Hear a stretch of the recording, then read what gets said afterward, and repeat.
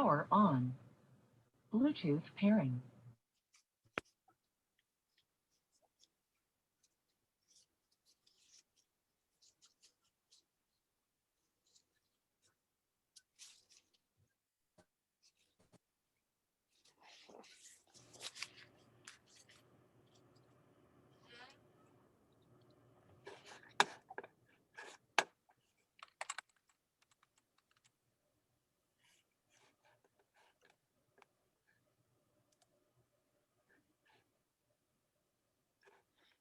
Hi, George. Hey, Charlie, how you doing? Good, good. Charlie. Hi, Russ. Hello, George. Hey, Russ, how you doing? Got John D coming up. Hello, George. Russ, hi. How you doing? Let me get this light set up. This thing's set up right. I lucked out. I got my first vaccine today. Yeah, I got mine today also, George. Did you? Good, good. Yeah, I had the hardest time trying to get it. And my wife works here for UPMC Medical, so she knows how to navigate the websites, and she found me one. I woke up yesterday. She said, "You're going today."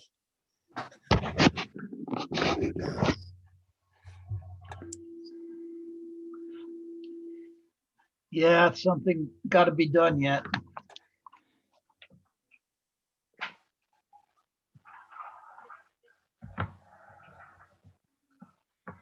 Yeah.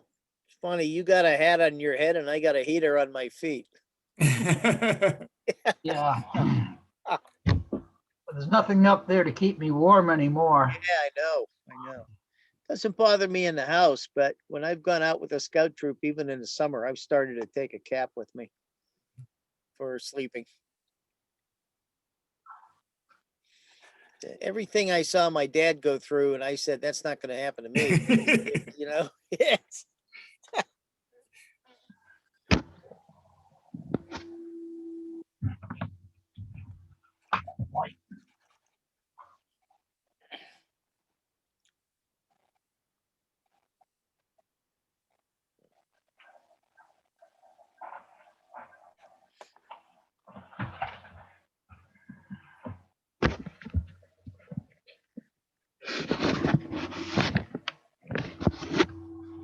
That's better.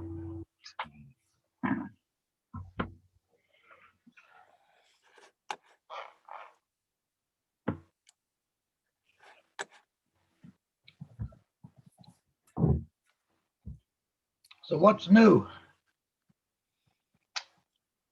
Oh, me? Anybody? No. Well, I'll tell you, I get newsletters from Florida, and this train shows at least once a month along the West Coast. Really? Yeah, Right? same as from Tampa up to the villages. Of course, they're not as good as our train show, but you know, Yeah. just swap meets, just swap the dealer tables. Charlie, have we actually set up any situation for Allentown officially? I guess Steve will talk about that, but yes, I think we're good with October. And I think he did talk to him the other week.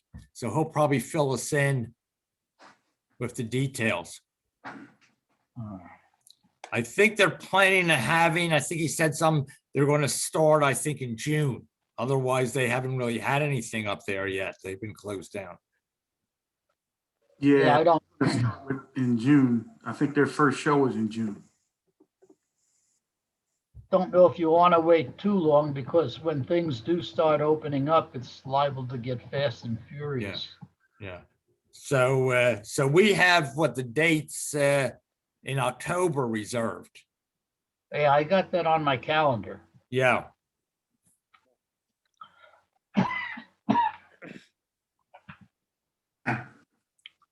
Yeah, let's hope it's safe. We'll find out when Texas is, lightening up and taking the masks off. We'll find out what happens out there. Yeah, well, I'm just staying home and playing carefully because until they get this vaccination business under some sort of control, all they got is these mass sites in Jersey. So you can go stand out in the open for a couple hours. Hmm. And no porta potties around that I can see. No, bad. No, when I was up at Montgomery County Community College today, I guess I maybe had to wait outside about 10 minutes or so, less than 10 minutes. But they had porta potties around, the porta potties Good. and the hand washing Good. stations outside. Yeah, I haven't seen any of that in Jersey. No. Yeah, well, as they get older, there's a reason I buy a ticket for a fan trip and chase it. And it's not only because I get better pictures. Ah. Just getting up and sitting down and getting up, this doesn't work anymore. That keeps you young. It'd make a funny commercial, have an introduction to a fan trip like that and then have the pill commercial right after that. Yeah. Ugh. But I think I spent more time driving through the campus there, following the signs to where the building where the vaccination was, than I did to drive up there. God, no, they had this organized. They did it near the airport at Dick's headquarters, and it was very organized. And, knowing the Parkway like I do, Parkway West out the airport, I left like an hour and 15 minutes early, and I got there and there was no traffic going in and people were floating around very, a lot of people telling you where to go. And I got in and I thought I'd have to sit for a while. I was 40 minutes ahead of my time and they just gave me the shot right there and said, wait 15 minutes and then leave. Well, when I left, now the typical bullshit is happening. There's this big accident out on the Parkway and everybody's lined all the way up. And there's a line of people going out of the door, which I didn't have to contend with. So, going early helped. Yeah, you're lucky. They didn't make me wait for 3:10. They had an opening and here it is, Well, we have a perfect place to do vaccinations in this town. It's a huge building that was the Masons built in 1929. Magnificent, cost, money was no object. And the town, because of declining membership, the town worked out a deal with them. So we they have a stage, they have a second floor underneath where you even have a barber shop. I mean, it's just incredible. But there's two levels. The upstairs level's the theater, and down below that is a huge big space, which is a ballroom you can rent. And outside, you've got practically a square block to allow for parking. Would be a perfect place to do vaccinations if they ever get their act together. So I'm sitting and waiting at the moment. Well, you haven't, Russ, the same problem Pennsylvania has. We just don't seem to be getting enough vaccine. Well, that's part of the problem. You can't spread it around if you don't have it. No, I mean, there's lots of the woodsy parts of Pennsylvania that aren't even seeing it yet. Yeah. I mean, nobody's got one way up in north. Well, time will tell. Commonwealth had to give Fenway Park back to the Red Sox starting next week because they need it kind of for baseball. Yeah, how about that? Vaccinating. So they're going to use the what do you call it? Heinz Convention Center is getting converted to what used to be Fenway Park for the time being. And what they did, they stopped first vaccinations starting next week because there's not enough vaccine around. They have to ensure those like me. I got my first on Monday. They have to make sure you get your second one. Yeah. So they don't know. I think they're going to obey them for a week and try again and see if they can resume.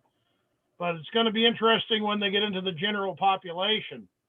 It's just going to be crazy all summer. Yeah.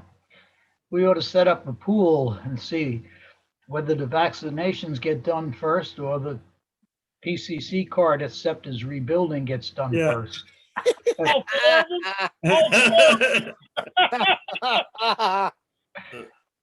At the rate they're going. They're doing a good job. I must I must profess they are doing a good job. My question is, why didn't they do that in the first time? Well, they did, but they did, except that that whole project is typical SEPTA. Yes. It's like, how many ways are there that you can do things wrong? And you can be pretty sure which way SEPTA will wind up going about it. They had a very tight budget. The original scheme for Route 15, because I wrote the specification for it, the original scheme for Route 15 was to get low floor Arctics.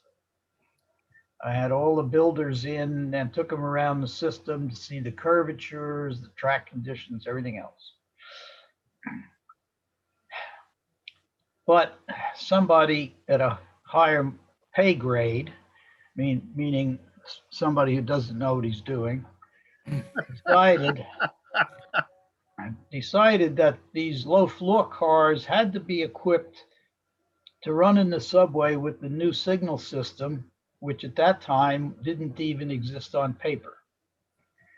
And it actually did go out to bid, but there was the builders put in such a big allowance for a signal system that they couldn't be told anything about because they didn't want to lose money trying to do it later. The upshot was the low floor cars were over budget. Well, now what do we do? Because we got to open Route 15 up, right? Well, let's rebuild some PCC cars. And to the same budget. And so what you got is a project that was done to budget, and now you can do it over again to another budget. I mean, I was up at Brookville and talking to the inspectors that I knew that they had passed a day visit with some guys. And I was talking to them because they were up there in Brookville, and they were the inspectors. They said, you know, all sorts of things we think should be done on the cars, but but management won't give us any budget to do it, so it doesn't get done. It's another case of pay me now or pay me later. More body built, yes. Yeah. So I take it you saw the pictures of the Kawasaki's on the new Richmond Street? Yeah. Yeah, I did. It was exciting, wasn't it? Well, wouldn't it have been more appropriate to have had two PCC cars? Yeah. I don't know if they have two PCCs to give them, do they? Well, there are 10 or what, a dozen of them sitting out at Elmwood Depot. That's where the Kawasaki's came from. Have a dozen PCCs. So it had a lot to do with the press, you know, what looks good, okay? Does anybody out there know, is that bridge that crosses over Chessie actually being worked on right now? Well, the cars would never have got there if the track wasn't there. Yeah, well, the track was there. I was told the overhead was down. They had to yank them through with a truck. Yeah, supposedly you could do that. But that's telling me a year after PennDOT said they were going to work on the bridge that not much is being done. Well, I assume excuse me. I don't know how the scheduling went, because if they got the track down, they had probably not gotten back to get the wire up yet. But I mean, is the new bridge in already? Well, they had to have track to get to where they were. Well, yeah, but they could have also drag gotten them on the over bridge, asphalt. and then the bridge would still be the old bridge with track. No, the bridge was getting rebuilt. Mhm. So if either they've done nothing or they've got it finished, one way or the other. Yeah. But they haven't got the wire up, obviously. So Yeah. anyway, made for nice pictures.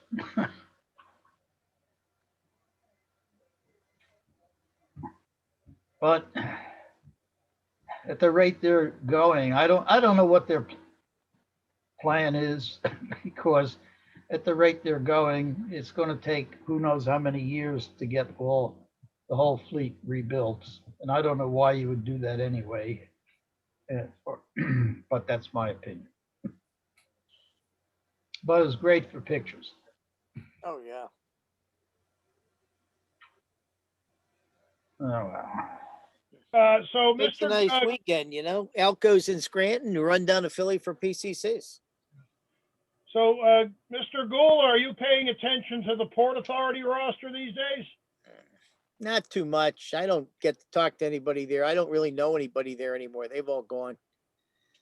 Yeah, see, We're trying to get Port Authority and Metro, what do you call it? MetroLink together to consider a common specification for new cars because they both need new cars now.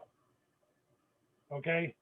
They rehabbed the original St. Louis LRV1. They're wearing out fast. Port Authority is having a serious problem with parts availability, and they've had to retire already at least two of the what we call the Duvogs. They're no longer Duvogs, of course. They're all, what was it? The company the MBTA used. Yeah, I remember they all rebuilt them in rebuilt Italy. them, yeah. somewhere. Yeah, so they're out of parts now. which cars are you talking about? Well, it used to be the Duvogs, the 4100s. CAF rebuilt 1980s. the 4200s. Yeah, the cars that were coming in between 84 and 87. Oh, you're talking about Pittsburgh. Yeah. Oh, So yeah, they're that's having what I was serious wondering. parts problems now. Well, if you go to a Kawasaki car, you'll find that the track brakes are not the originals. The friction brake units are not the originals. The chopper control logic is not the original. And I don't know what else has been changed. But when people tell me they can't get parts, I always say, oh, does it mean you can't get it in 2 weeks? Or it means you can't get it in 4 weeks? Explain to me what it means. Well, Because, CAF made that whole package together for the 4300s, the newer cars. They were supposed to be as interchangeable parts, but they only built evidently so many parts after they were built. They're only supposed to last so long. And I don't know if CAF is shortening their supply or what.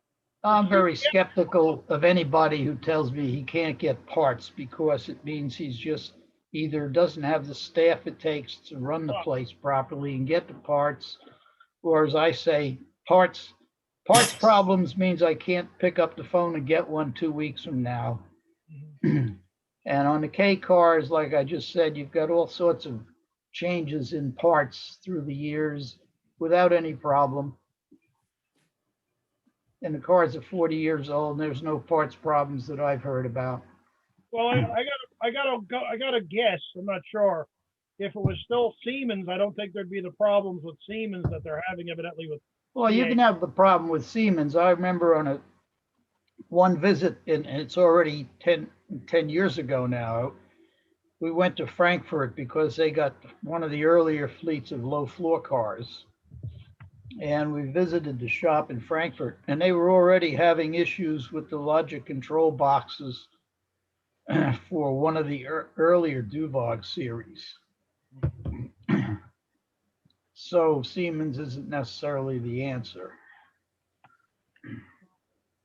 You just have to, you got to manage this stuff. You got to stay on top of it, but none of it's impossible. Yeah. The only thing that's going to be impossible is after the cars are retired and one goes to a museum and you need a circuit board, and that's going to be impossible. Not really. If you really know what you're doing, you can take a bad circuit board and you can give it to people out there and they'll replicate it. If you have one good one, they can replicate it. And there's people out there that do that for a living. When we were down in Dallas, I guess it was Dallas, Fort Worth, they had a thing that takes you around the airport on an elevator. I forget what they called it now. People mover, yeah. Yeah, but they had a name for it, Aerotrain or something. Yeah. And they had these little four-wheel cars. And we visited the shops. It was an ERA trip. And we visited the shops and they were rebuilding them. And I said, well, where you get the way the thing is set up, it was the signaling and track switch control and everything was all standard GRS equipment. And I said, yes, but you know, it's now 20 years on. I said, how are you getting your circuit boards and things? And they said, well, you know, we found some people in the business of making circuit boards and we just give them one, tell them to replicate it. Well, if you got the money and the time, you can do that. Nothing's really impossible if you really want to do it. Yeah. But a lot of people I've met don't want to do anything except what's easy for them. But Russ, I don't know about SEPTA. My 35 years here at Port Authority shows me that it's always been a budget on a string. They never seem to be able to get state money for big projects. It's like pulling teeth. You know, we're on the wrong side of the mountains. Let's look at it that way. Well, it's no better here on this side of the mountains either. Pennsylvania is that way. But it all boils down to the, you know, to the people close to the situation. As long as management doesn't screw them up, they'll get things done if you let them. I find that's always the case. Upper management is never the solution. Usually it's the problem, unfortunately. But that's in this country, you know. Yeah. Have they completed any of the PCCs yet? Does anybody know? The what? Have they, does anybody know if they've completed any of the PCC cars? No, None. no. Okay, so there's like 4 of them being rebuilt. I don't know. I haven't seen I haven't talked to Monahan or seen any recent photos from Monahan as to how many they got in the shop. But from what I saw, it looked like 2 cars that they were really working on. And what they're doing is so extensive, it's a major work. I don't get it.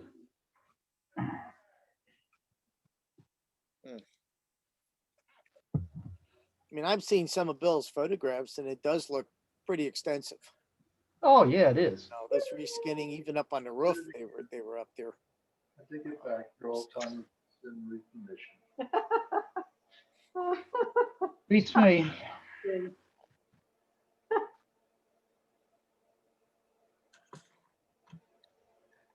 I see Rich Allman showed up. There he is. Hello, Russ. How are you? Interesting bio. Oh, it's one word. How you doing? When are we going to see yours? I gotta work on that. Well, right today I've just been working on putting together the video on the Westchester line from Willard's 16 millimeter films. Okay.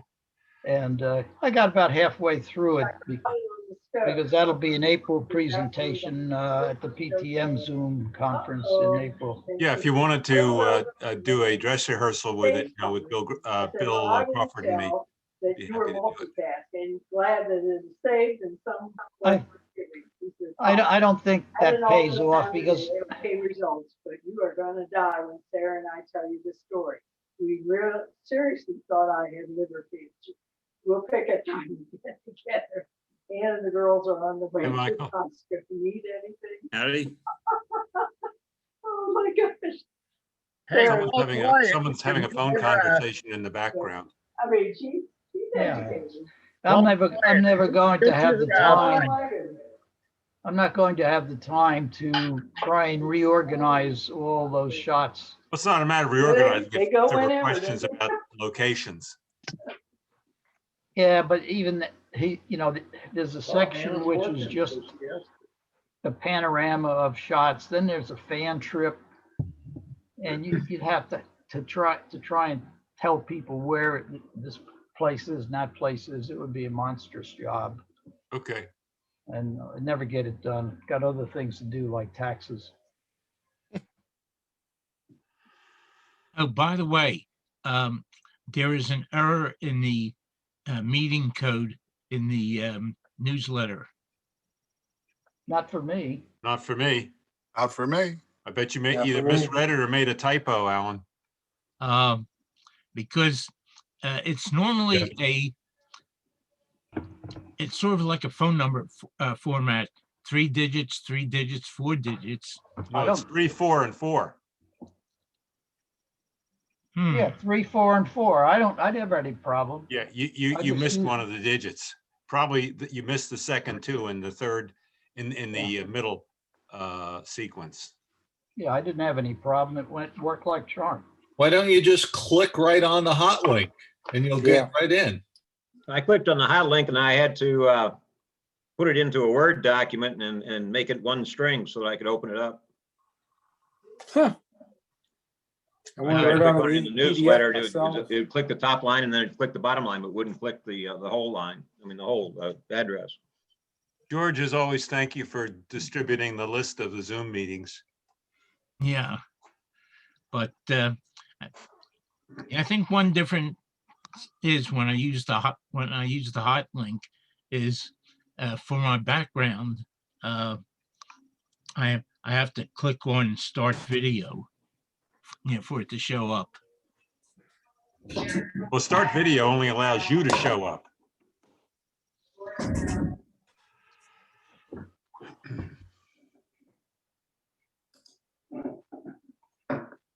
Oh. Well, anyhow, it worked.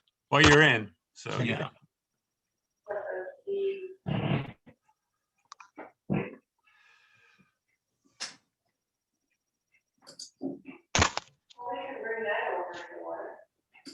Oh, yeah. That background noise.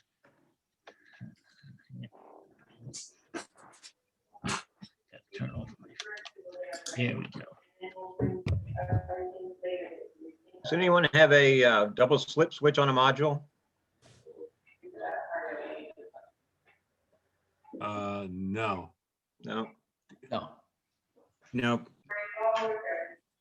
The only double slip switch I ever had was on an old Fleischmann layout 40 years ago. Probably something right behind Mike there. Is there a prototype? Question is there a prototype for that on traction system? Well, That I wasn't there don't know. something like that in South Philly? I thought I saw a picture once No. down in South Philly or. No, the only Really place I've awesome. seen that was in Boston up at Beacon Street, the end of Beacon Street, the old car house they used to have is, I think it was a single. Yeah, I think there was one in Philly. I remember seeing a picture of it. Somewhere in South Philly. I have a picture somewhere, but don't ask me to lay hands on it right now. Oh, yeah. I just Anyway, made I'd sense like for to- my job to have one. George, was it Reservoir Car House where they were pilfering Yeah, money from Reservoir. the fare boxes? I heard something about that. Somebody must know whose wife is talking in the background. It's not mine. She's not allowed to talk. I got the door closed. Well, somebody must know. who's It's Walt hearing it. Wyatt's coming up, Tom. What's that? Walt Wyatt is the one who needs to mute his mic. Hear him? He won't.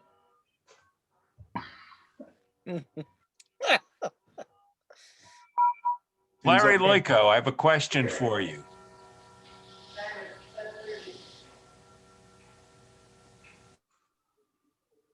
You know who it is? It's Ann Wilkes, because whoever that is, that's whose name came up, sound came up. Oh. Yeah. Not Ann Wilkes, Dave Andrew. Larry Loico, I have a question for you. Go ahead. You said that there's a way that there's a difference between some of the Bowser motors you can determine from the labeling. It's the lot number on there. On the printed label on the on the underside of the motor. There's a KD and a KN. Was it 25 5X or something? Could someone mute whoever that is who's in the background? Yeah, it's Ann Wilkes. Ann Wilkes has to be muted. Yeah. So anyhow, Larry, you were saying? It's on the lot number on the, it's a black printed lot number on the label of the motor itself. It's a Okay. KD or a KN prefix, and then it's KN as in Nancy? yeah, KD or KN, Okay, either one of the two. And then it's 515X something or other. on both of them. Yeah. 51.5X. Yeah, It's it's some KD other- 51 5X or KN 51.5X. Yeah. I've identified the things that I have and Tom has as their quote 6-volt or 12-volt, and all these things are higher 12-volt numbers. Which is which, do you know? Yeah, the KD and KN is all going to be 12 volt. Anything else is going to be 6 volt. Hey, guys, come he this doesn't isn't gonna believe work you? if we can't figure out who this Ann Wilkes is. Who's the person signed in as Ann Wilkes? She's Charlie, if you could mute her, you could do that. Anyone hear me? Yes. Yeah, it's Who are Dave. you? Who are you? It's not Ann Wilkes, whoever it is. No. She's on mute now. There we go. Good.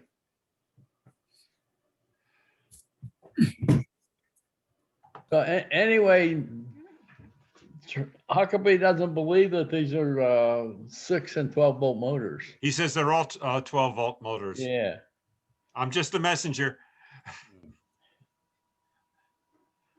How are you making out on your skirt clearance, Rich? That's going to be He lifted it up and tonight. so many people saw it. Yeah. You want to look up my skirts? Okay. Yeah. Hey. Okay.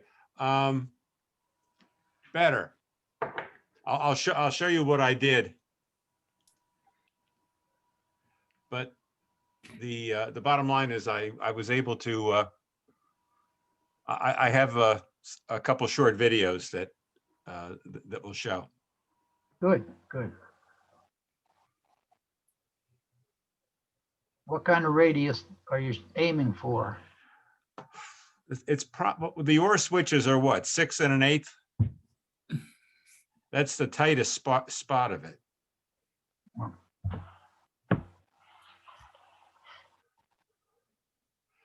Mike, are you eating or trying to talk because you're on mute? No, I'm just eating some pretzels. Well, that'll give us some sound effects.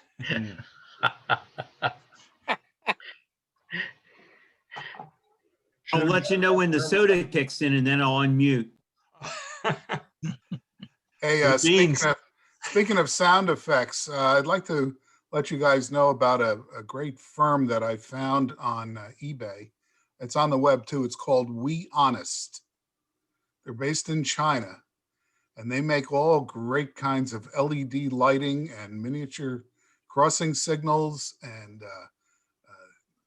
crossing alarms, bells. I'm working on putting a wigwag signal in on my railroad, and they have actuators, and I bought a whole bunch of LED lighting that really works very well and is very reasonably priced. So you might want to jot this down. I might have mentioned it last time. I don't remember. No, you mentioned that there was somebody you were dealing with, but you didn't say who. Mike Junod actually turned me on to them. I bought a bunch of lighting modules from them, and they have modules with a whole bunch of different interconnectors. They have the Japanese connectors, they have screw connectors, they had some other type of connectors. We Be Honest. No, We Honest. We Honest. Oh, We Honest. Thank you. We Honest. They also put that in the chat. Sell people. Yeah, put it in the newsletter. Yeah, you kind of beat me to it. I was going to second the motion there by Tom. I've bought a lot of stuff from them. Very happy, and it's just the stuff I need, both lights and the electronics supporting them. The guy that is running that outfit goes by the name of forget his real name of XIAXQUXIU. He goes by David Liu. And I've had some dialogue with him, and such as there's a lot of gooseneck lamps with a little LED underneath it and the lights they screw onto the side of the building, but it's all glossy paint. And I said if he could switch to flat paint and just little things like that. And he's very open to suggestion. Says he's been doing it for some time, but he doesn't know anything about model railways. So I've been giving him helpful hints on all of that.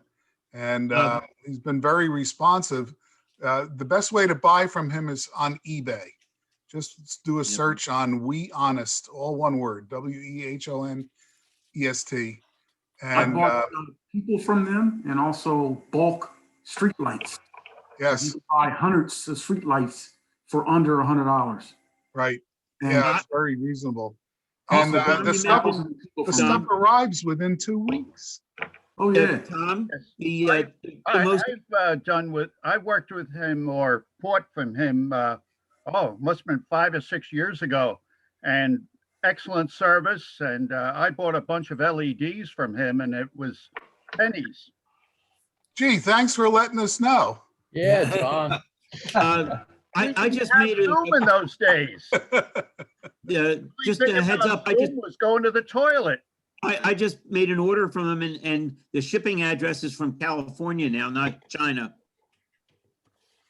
Good idea. I think what they're doing is they're bulk shipping to somebody they know in certain U.S. addresses, and then when you place an order, it gets shipped from them, because that way they can ship really cheap to the U.S. and then offer cheaper shipping from their U.S. locations to the customers. That's right, Ed. What they're doing is, if they have 250 orders, they put them all in with, they combine them in a container, and then they fly them in a bulk shipment, and then they separate them out into the post office, and they come in the mail. And it's really fast, and it's really great, and it's cheap. Yeah, I mean, you have to take advantage of the vendors that are out there. I mean, you were buying LEDs, I think, before from a vendor. You're buying those strip LEDs and the big long strips. Right. Yeah. So I cut those up and use them for building lights, interior building lights. And one of the things I've been doing is, most people, I think now, attach the building lights to the building. Versus, they're stuffed up inside the building and they're attached inside and all that. And then the fun of it is to try to put the building back on the layout and feed the wires through the hole. And then every time you got to do something with the building, you got these wires to contend with. Yeah. What I've been doing is just putting a post sticking up through the bottom of the building, and I mount the light on the post, which says it's on the layout. Then I can pick the building up and move it around. And hey, one thing I really learned though in doing that is I picked up various buildings off the layout, and I didn't realize how dirty the layout was. Because under the building is all this nice fresh grass and dirt colors, and surrounding it is really a really dulled down color. I always thought it was too bright to begin with, but I was starting to believe my eyes were going bad because the whole thing looked dingy. Did you get it clean? So I found out if you go and you buy a pump hairspray, and of course guard from spraying it on the track and the overhead, but just pump the rave or whatever it's called hairspray, the cheapest hairspray you can get. It rejuvenates all the color instantly and secures everything in place. So these are just things that I've found out in the past year of sitting home and doing all this stuff that might help you. Tom, one of the things I do with my buildings is I actually plug them in. I use these miniature DC, low voltage DC connectors, mount a female on the layout and a male. And so when I take the thing off, I just unplug it. It's a standard low voltage DC connector. Right. Yeah, too. And then the other thing I did to make things easy is I have a pair of bus bars running around underneath the whole layout, and I just put the drops down to the bus bars and touch a solder, and that's it. Or you can use those crimp-on suitcase connectors. Now, the interesting thing is what you do with the lighting inside the building. Now, on the old modular layout that I got from John Burke, he had a light on a post that went up into a building, very similar to what you found out works well. But I found this guy, I think it was his first ad that he had in MR or RMC, and the name escapes me right now. He has a little box that you can plug your lights into, and it has a variety, probably 50 different functions that you can do to the lights. So if you have a hotel, you can go and put 10 lights in the hotel, and it will have this light turn on at this time, and then maybe it'll switch to something else, and then maybe these other 4 lights will come on, and it's a an automation sequence. He also integrated that type of automation board with the DCC detectors or the other the type detectors that they're using. So you can actually go and program it from your remote. So that's a way to go and have, like, if you have like 5 buildings in a city at one time, you can have the lights constantly changing. And you can do all that with these different things. So when you have that bus bar, you're using it for power, you come up into a module and then branch out into the building. He has tutorials on the website that show how he took I forget, HO or N scale building and actually put a bunch of different lights in it, and then shows the module, and then the fact that you just feed power to that one module. So, that's another alternative. It's not just lights, it's what you're doing with them. So, these guys are just going crazy. They're adapting, modifying, changing, incorporating, repackaging, all kinds of stuff. I talked to that We Be Honest guy, and I pointed out, I said, well, how about some of this other stuff? I said, have you looked at what Woodland Scenics is doing? I said, go to their website and see what they're doing. Can you offer a comparable product that maybe adds something else? And he said he was going to get into the automation type thing too. So, everybody's looking. It doesn't take much to add it in for the price of the device. And you can do a lot of really cool stuff. We Honest has a lot of crossing gate actuators and so forth, mostly using infrared. Excuse me. But one thing I've been struggling with, and maybe somebody on this forum can help me with it, is how do I actuate the grade crossing signals? Because I run a variety of stuff. Some of the wheels are grounded, some of the wheels are plastic.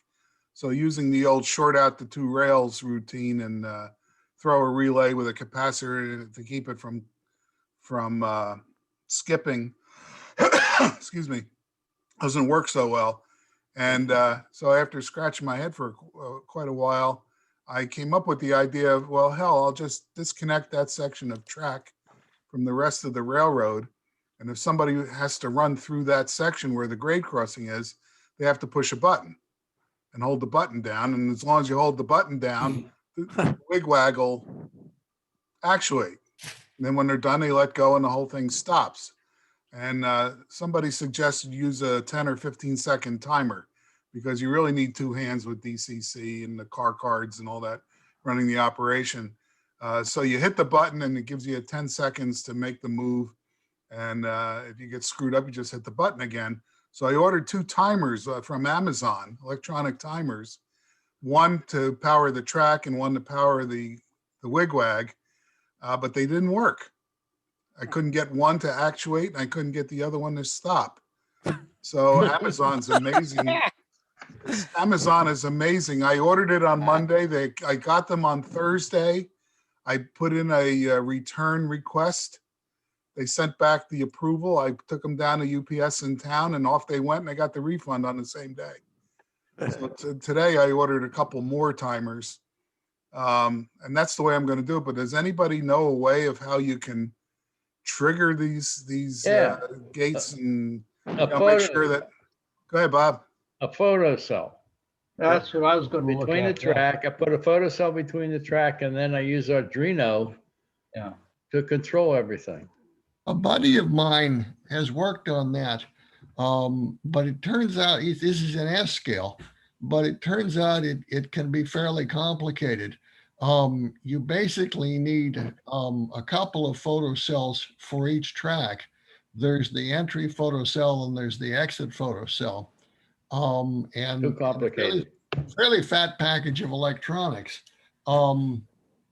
I think to myself, when I had Lionel, I had this counterweight thing which would activate the gate, and it was pretty simple and not very expensive. And my friend was doing something that was like hundreds of dollars.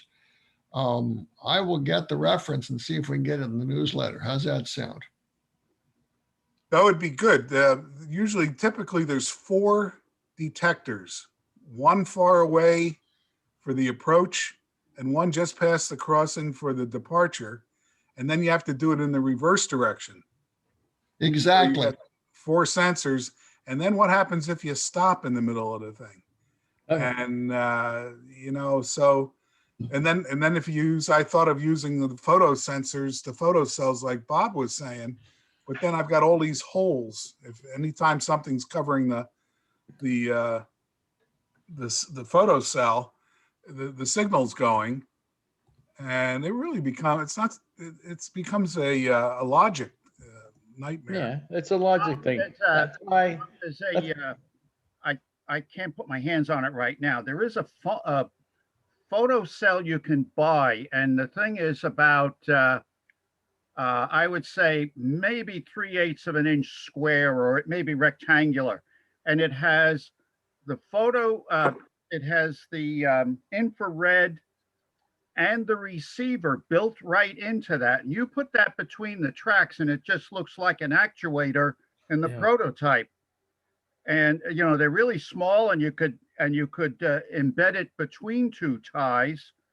And then if anything crosses over the top of it, it will complete the circuit. Now, as Bob says, then you have to go into an Arduino or some other kind of circuitry to actuate your signals or your wigwags or things like that. But and I think that the range of it is well within the bottom of any O-scale equipment, whether it be trolleys or cars. Hey, John, I've used 3 of those on my narrow gauge for automation, and they work fine for that. But where the problem comes in is if you stop or back up, if you're in a switching situation or something just doesn't, you clear the crossing and it stays on for another minute. How do you get it to drop out quickly? Most of that will involve, I think on the prototype, it involves a timer, and it'll stay down for a minute. Nothing triggers it again. It'll finally switch off. Or you see the guy standing out there. Yeah. Hello, guys. You guys are complicating this way over. I have to get. I'm concerned. I have one photo cell. When a train comes in, it triggers it. Says, "Okay, give me control," and then the thing through the Arduino checks every 10 seconds.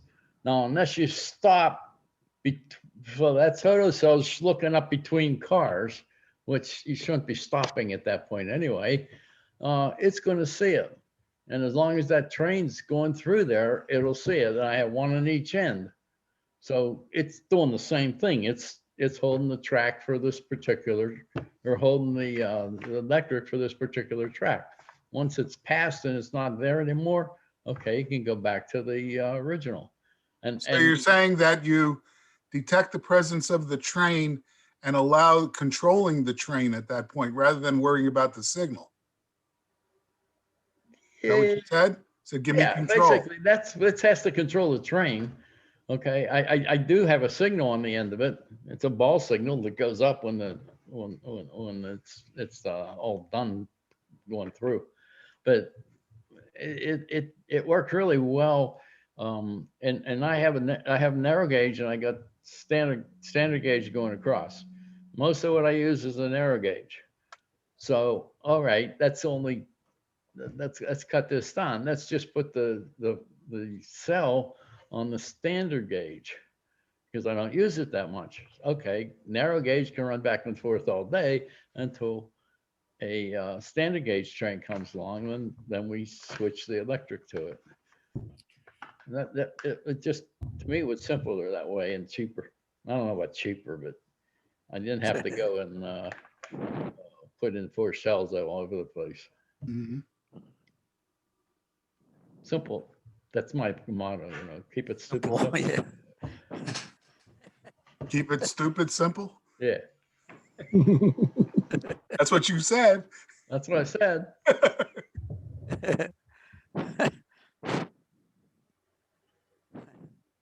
We got Pastor Bruce now. That's all I got on the subject. That is likeness. Mike, you're the resident electrical engineer. What have you got to say about this? Well, on my system, I work off the relays that have everything shunts. Even the freight cars I've modified so they shunt. So I'm just working off the detection relays. But I can understand Tom's, if you don't have that or you don't want to modify the cars, you need some other system. One thing I was thinking of is something like a PE system with a contactor on the overhead. I think Twerpy had something like that on Porta Pike. And, you would just, maybe an up-down counter. So you count the number of poles in and number of poles out or something like that. But a simple contactor that when either a pan or a pole goes by, completes a circuit and triggers something. Yeah, but it's after the triggering is not the problem. It's when to trigger and what to do with that trigger signal. And how long to keep it on, or how to detect, when the caboose has gone past. See, I'm running freight operations. That's probably complicates it. The other thing, Mike, is my cars have to be insulated because they go on the 2-rail steam and diesel line. And so the next thing I do is load down the whole DCT system with 47 cars all making contact, Yeah, that would be short What work. about of your using team. the reed switches, the magnetic reed switches? Put a reed switch on the locomotive, put a reed switch on the caboose, and then turn it on when the loco comes in, and turns it off, and the caboose goes over it. If you stop in between, you're screwed. Yeah, and use Well, put a presumably- magnet on the train. I would think if you stop in the middle, it's because you're going to be across the crossing anyway, aren't you? No. You come up and run my railroad sometime, Doug, and you'll Oh, I'd be happy to. you'll see. Yeah, as soon as this pandemic crap is over. Yeah, it'll be time for a road trip. Yeah, that would be good. I've tried several times to get you guys to put together a couple of car loads of people to come up and run, but never seems to happen. Not from my end. So I just want to extend the invitation. Where are you? Ed Scoochis has been over a couple times. I've been there too. Great layout. My grandson was there, right? Yeah. And That's next time he's going to operate. That'll be And he will fine. probably do a very good job too. Probably better than you. Could be. Well, he was very interested in it. I mean, you could tell how he would follow things around and ask questions. And yeah, When I first drove the Golden Spike, my son was about 5 years old. And I said, "What do you think, Joe?" He says, "Dad, when you're dead, I'm going to tear this all out." Lord. And the reason for that, I found out later, was he was too short. He was too short to see the layout. So he said, this is just too high for me. And that's what he meant by, well, of course, now he's taller than I am, and he enjoys it. But that was really funny. It's gonna have to tear it out to make it taller. That's it. And now you have a stool that you provide for those shorter members of the audience. That's right. That's right. And when you get on it, you bang your head on the ceiling. Oh, good. I bang my head everywhere. He's working on a trench for that purpose. The guy that built my house was a member of my operating crew for 15 years. Unfortunately, he passed away, but I have a crawl space extension to the basement. And that's where the steam main line loops around and comes back out. I used it for that. And I said to him once, I said, why didn't you excavate this part of the basement? Because that could have been the crew lounge and the machine shop and everything like that. And he says, at the time I thought, how big a basement does a guy need? Big enough. Mike, we didn't hear a word you said because you're still muted. Someone else said the same word. It's never big enough. Right. Charlie, I guess you were the last one to visit Tom's layout, huh? Yeah. Who? Charlie. Oh, that's when right. I stopped and picked up those slides and negatives that you had from Dave Garrow. I'm seeing some of those pictures in old trolley talks as I go through them in the library. Yeah. Speaking of a library, I'm building a library in the basement. This way, when the call of nature comes, nobody has to run all the way up 2 flights of stairs from now on, including myself. So that's a project that's going to happen over the course of the next 4 or 5 weeks. And I'm Are all those actually books behind you? What's that? Are all those books behind you? Yeah, well, that's on the screen. That's a virtual library. But Virtual bar. Get out of here. So anyway, what's the problem with getting a car together and coming up? Is it timing? Is it priorities? Is I'll tell you what the problem. distance? What is it? It's coordination. Yeah. Oh, I can't make it this way. I can't make it this way. I put a spreadsheet together. I did this twice. I remember. I put spreadsheets together and I passed them around to everybody. Nobody would get together. Nobody could do it at the same time. Once Nobody people are getting together again, I'm all for it. Yeah, well, you were too. I think the key thing is instead of trying to get a car to go up, is just to when pick a everybody time. can go together. You know, we need to overwhelm Tom. Can't seem to make a commitment on that time period and set it aside. It's always the lowest priority. And then when it falls apart, I hear 2 weeks later, gee, I'd really like to get up to your place. Well, why didn't you come 2 weeks ago? Yeah. Oh, well, I had to go shopping with my wife and, Hey, we all got priorities. I don't know how I can make it more interesting for people to come up, but well, I tell you, the longest ride is going out to Ed Scoochis' place on a Friday night. Usually took us. That can't be a long haul. Yeah, well, you're far from all of us. But it's 202 all the way down. Traffic light God. shopping mall. Traffic light shopping mall. Well, remember, I go to Maplewood to see my kids, so I'm going up 202 or the Jersey Pike or something. It's on a Friday night with the rush hour, it was 3 hours. Yeah, and an hour and a half to come home. But boy, I tell you, Hey, it was Tom, brutal. I know how to get it to happen. Move closer. I'll get a carload together to help me move the railroad, and I will. Yeah, we'll do that. Move the basement. Remember your old one in your old house. Hey, Tom, where are you? I'm in north central New Jersey. Oh, up in near Bernardsville or something? Yes, that's the next town over. I'm in Warren. Okay, I don't know Warren, but Warren is surrounding us is Watchung, Somerville, Bridgewater, Bernards Township, Bernardsville, Basking Ridge. We're very close where 287 and 78 cross. We're about 3 miles from that intersection.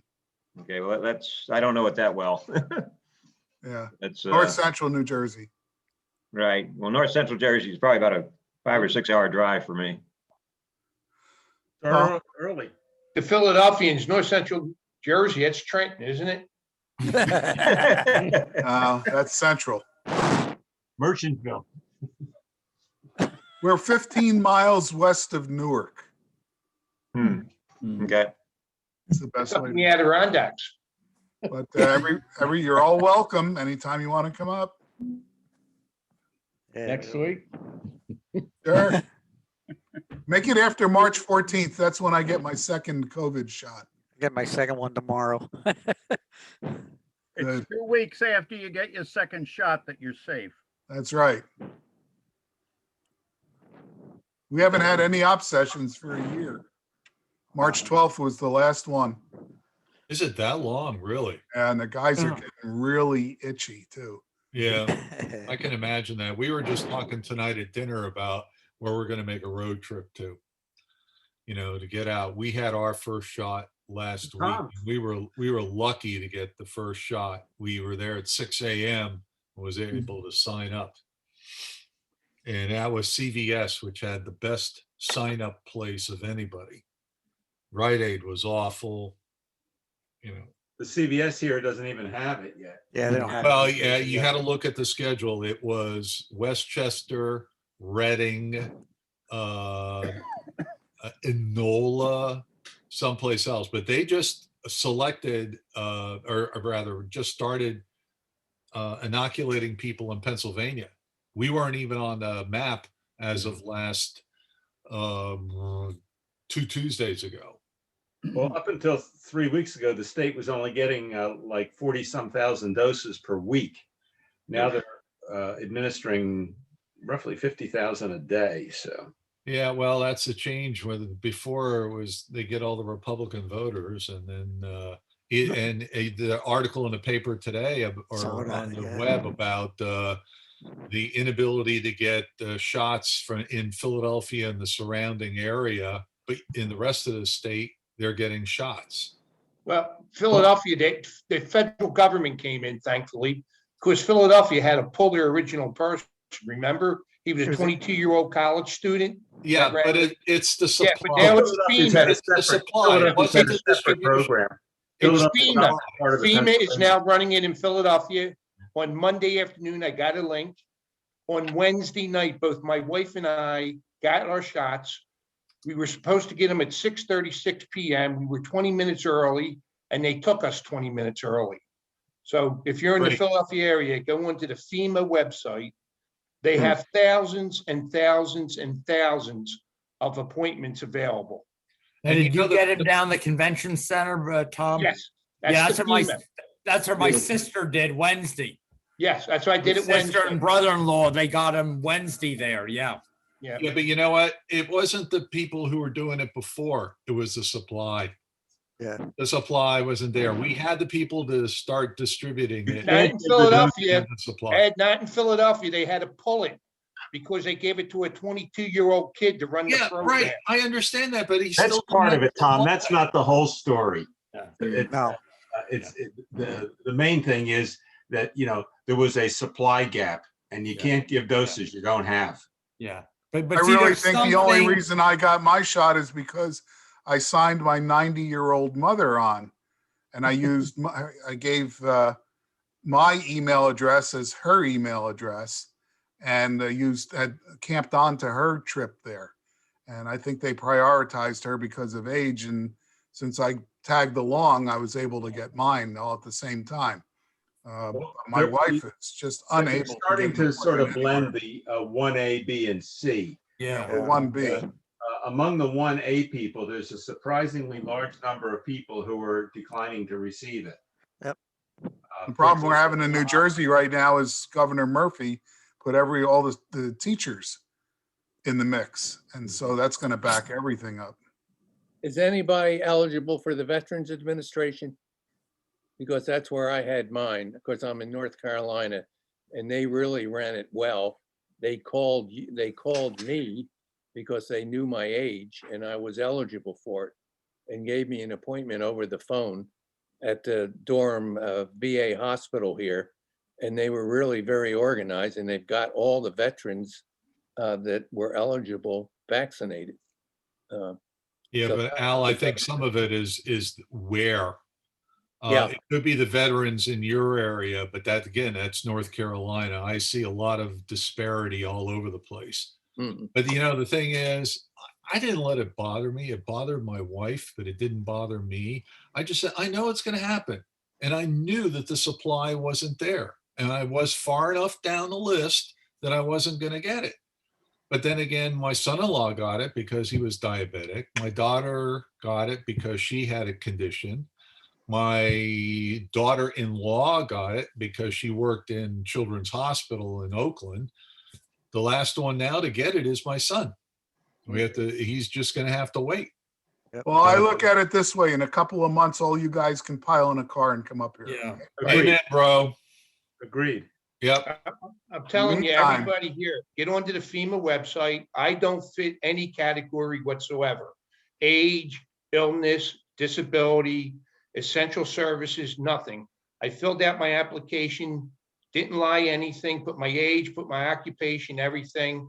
And they gave me within 48 hours, both my wife and I, an appointment at the same time. So go onto the FEMA website. I know Montgomery County, as soon as we got ours, they sent us a token for to set up a time. And we said, give it to a teacher.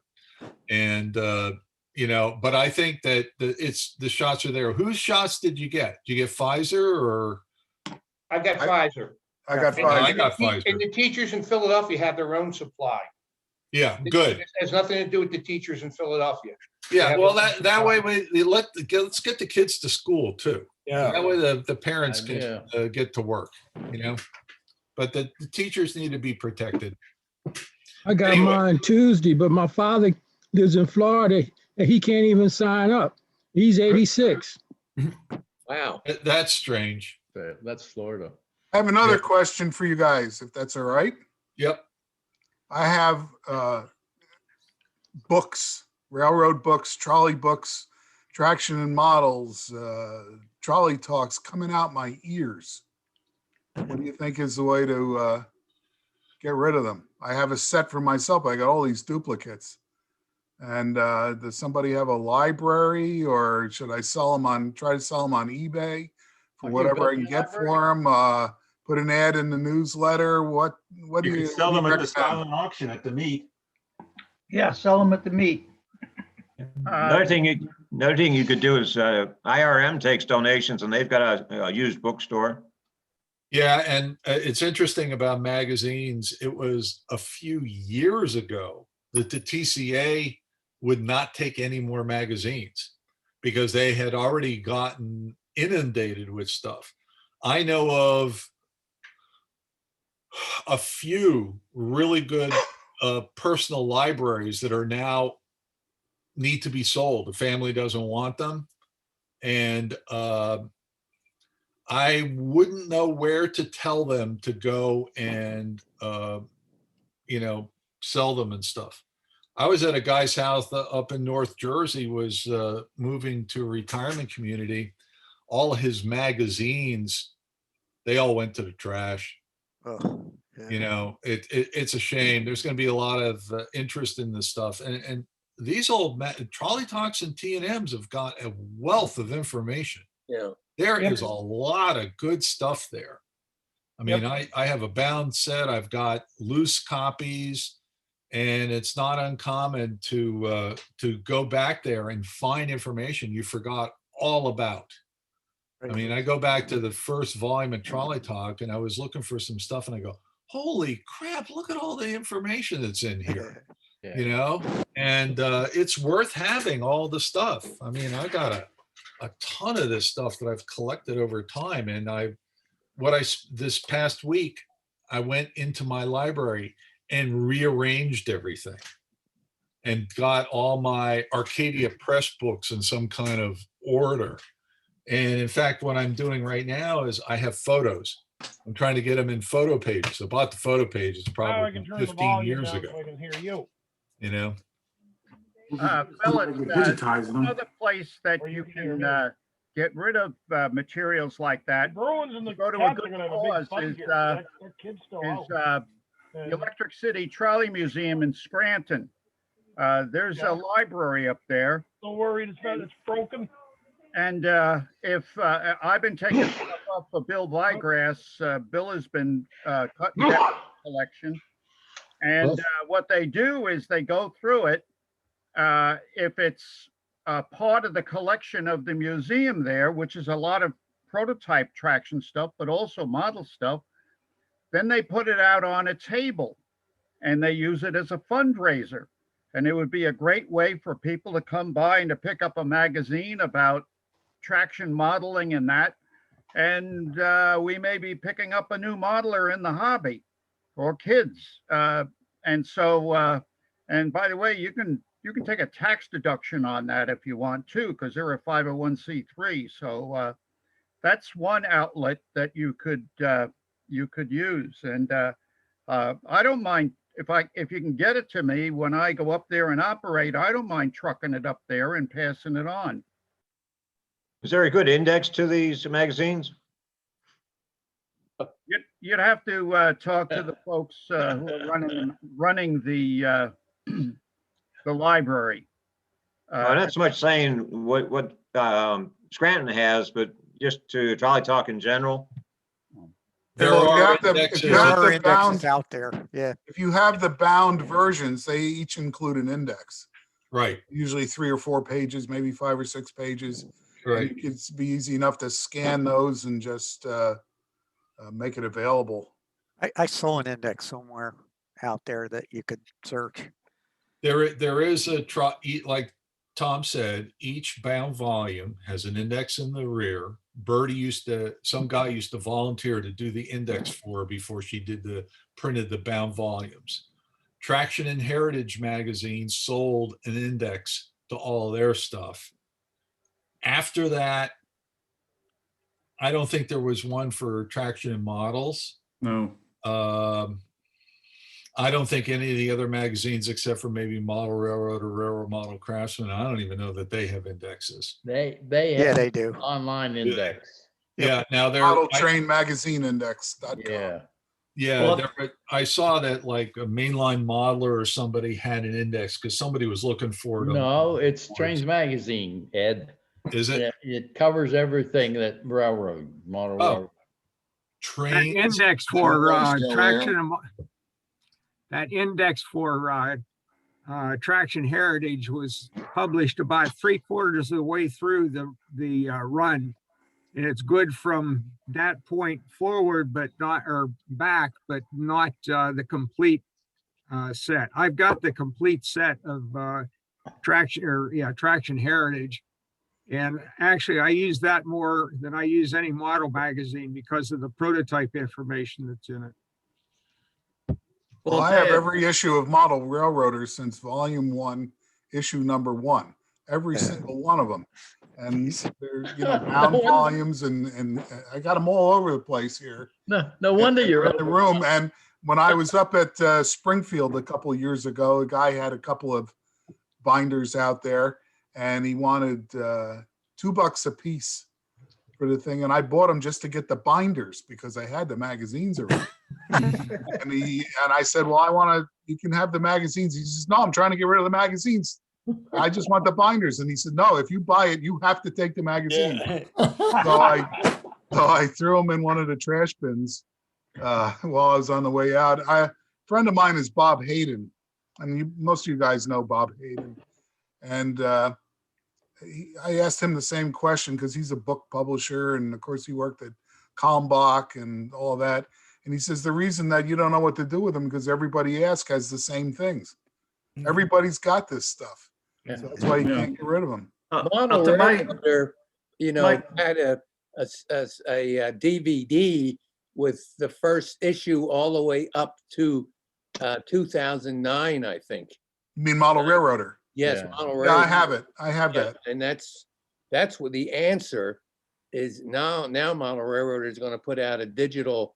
You're going to get a digital copy of the magazine. They already do. Yeah. You know what? I mean, You know what, Al?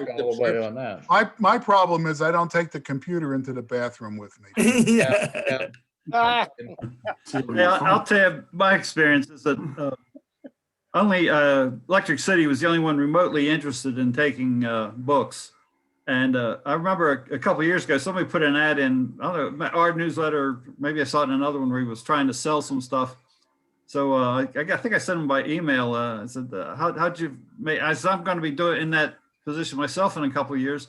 how'd you make out? And he said, well, you're the only person that's responded so far. All right, we got to start.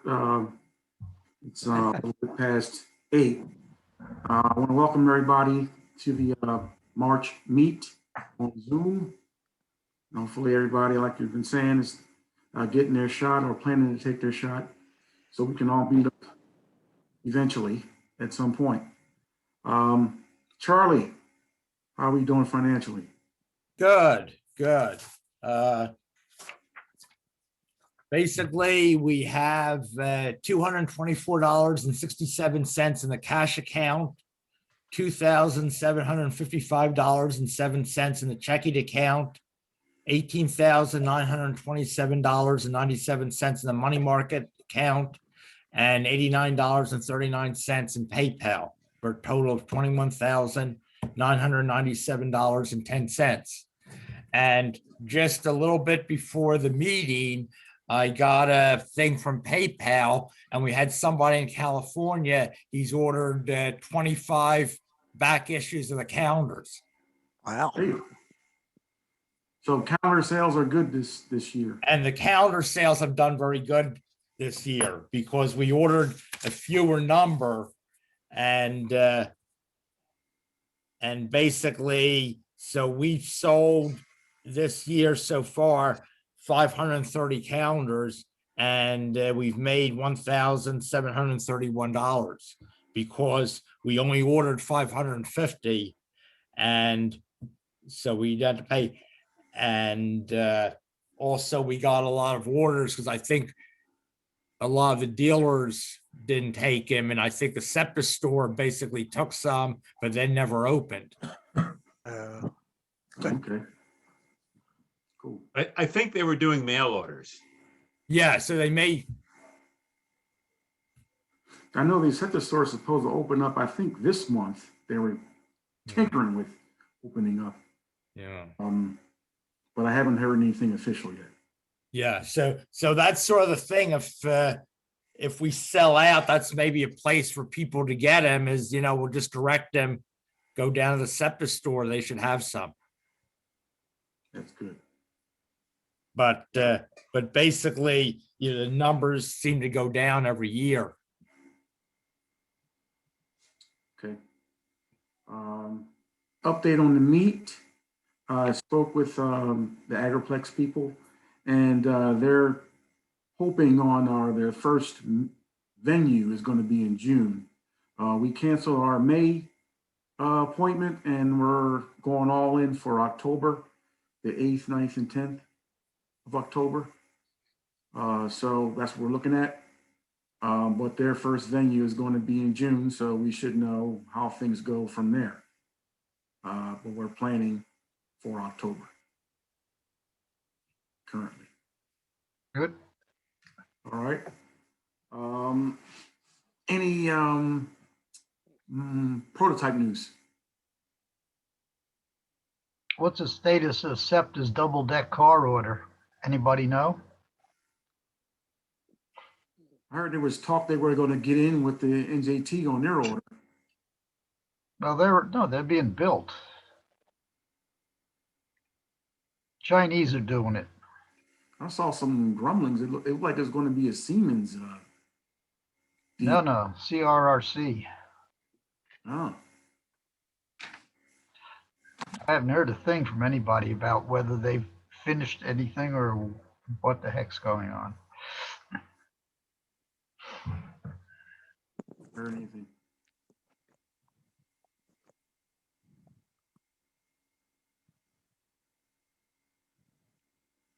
Any other prototype news?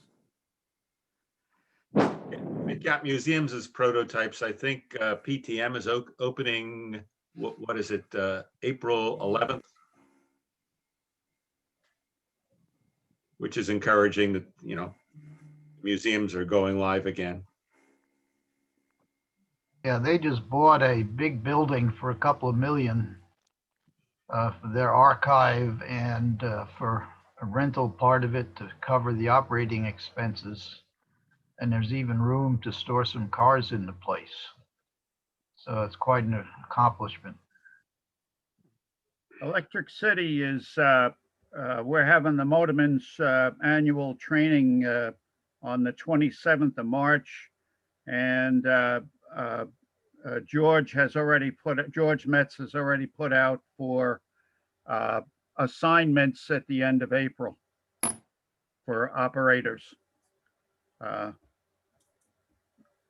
Personally, for me, I'm going to delay until later in the summer, just because of the COVID thing. And both Eileen and I have our shots. But anyhow, Electric City looks like they're going to open.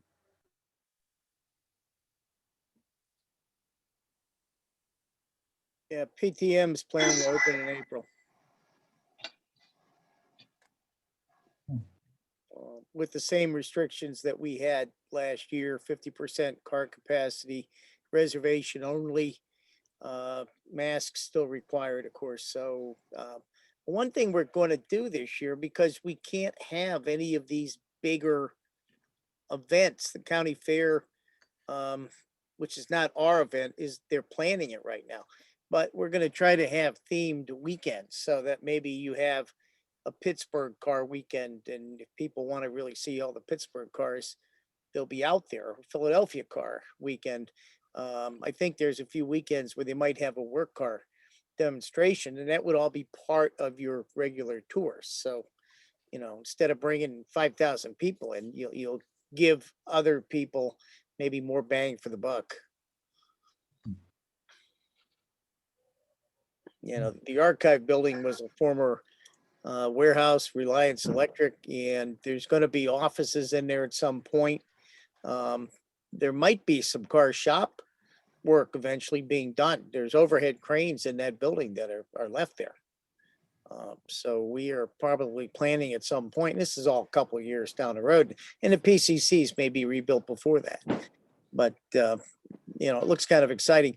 And because it's along the right of way, we don't have to worry about some of that suburbanization that is moving into Washington County. You know, it's going to be part of our right of way, and nobody can build a house there. True.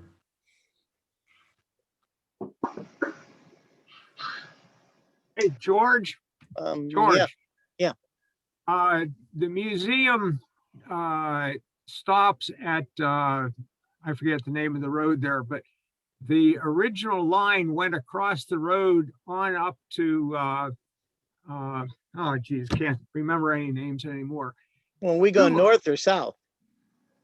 Toward Pittsburgh. Towards Pittsburgh. It went across the road. It actually did one of these, and it went across the road just above our loop, and that was Priscilla Drive.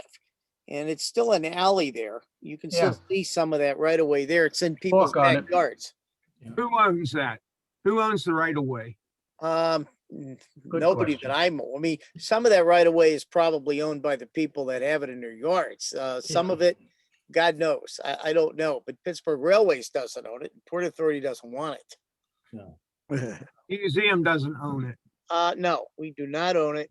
And you know, we got a 4-mile demonstration ride, and as you guys that, you know, deal with Rock Hill or with Scranton, no, you know, there's only so many people to repair so much track, keep it in shape. So I don't know that we're ever going to go any farther north.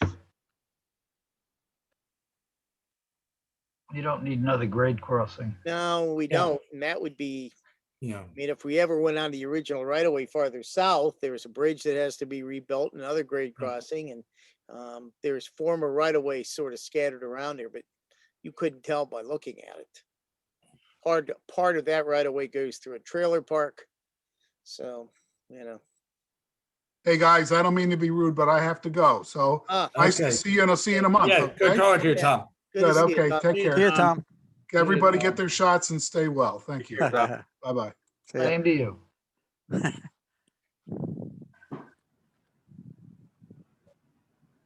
Any more prototype news? How about model news?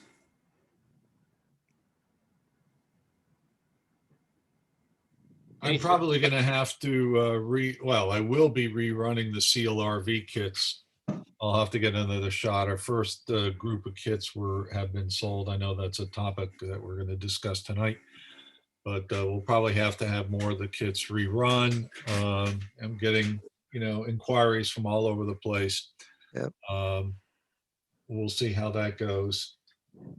Again, is how much you want to extend and how much stuff you want to buy in anticipation of people buying the stuff. I did happen to get some of the products in from, where is it, Latvia, some of the start scale model cars. I had some trolleys. I showed them the last time. I know Tom Lederer saw that they also had trolley buses. I got some of them. Very nice, very, very nice products. There's a lot of really nice stuff that the guys are doing with their laser scanning of vehicles and then producing models. They're going to be all 143rd though. That's the only thing that, or I'm sorry, they're 150. Somebody else is 143rd. I doubt you're going to see anybody except for the Russians that are willing to make 148th models. I saw Hauling is bringing out a variety of stuff in HO. I saw some new runs of stuff. They're probably reruns of models that they've had, but they're trying to, keep moving forward. I had hoped to have visited them when I was in Vienna a year or so ago, and I wasn't able to get down there. I was just, the schedule was just too tight. But I know they consolidated a lot of companies and operations and stuff like that. I also noticed that it's actually an old news, but Sommerfeld changed hands. They're still in business. They're still making stuff, but they have new owners. And we're probably going to see that. I know that people are looking for motors because Mabuchi is gone and Sagami isn't doing much. And in some cases, the minimums for motors are extensively high. And, everybody's trying to find motors for the model industry right now, that the stuff that they can get. I broached that subject with Lee out at Bowser because they're bringing in PCC cars, and he says the motors are coming from the manufacturers. He says that they may be making them in-house.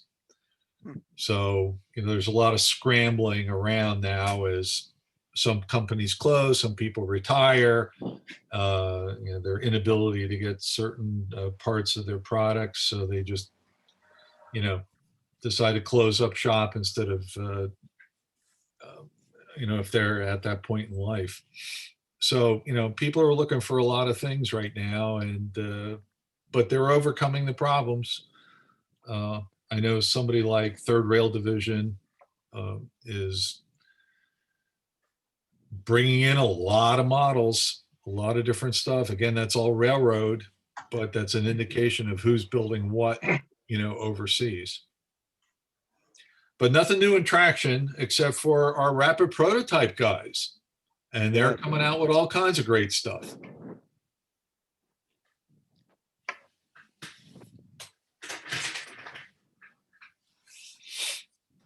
Well, it's back to model building. I don't know if you guys went to any hobby shops lately, but I've been going and they've been crowded and things are flying off the shelf. I'm sorry, where was that? I've been to a couple hobby shops and they've been mostly crowded. I guess everybody's stuck in the house, so they've been doing hobby. Oh, yeah. Yeah, even the craft stores are out of paints. I don't know if you've been to any craft stores, but they're madhouses. Everybody's trying to do stuff in the house. We had two guys from Intermountain Railway Company at our N Scale club, and they came in to talk to us, and they said people are looking for product all over the place and they can't get it right now. Yeah. Said there's a really high demand for product in HO and N Scale for that matter. I think there's a lot of supply chain issues. Yeah. Like you said. Yep. There's lots of plastic out there. They just can't get it into a car.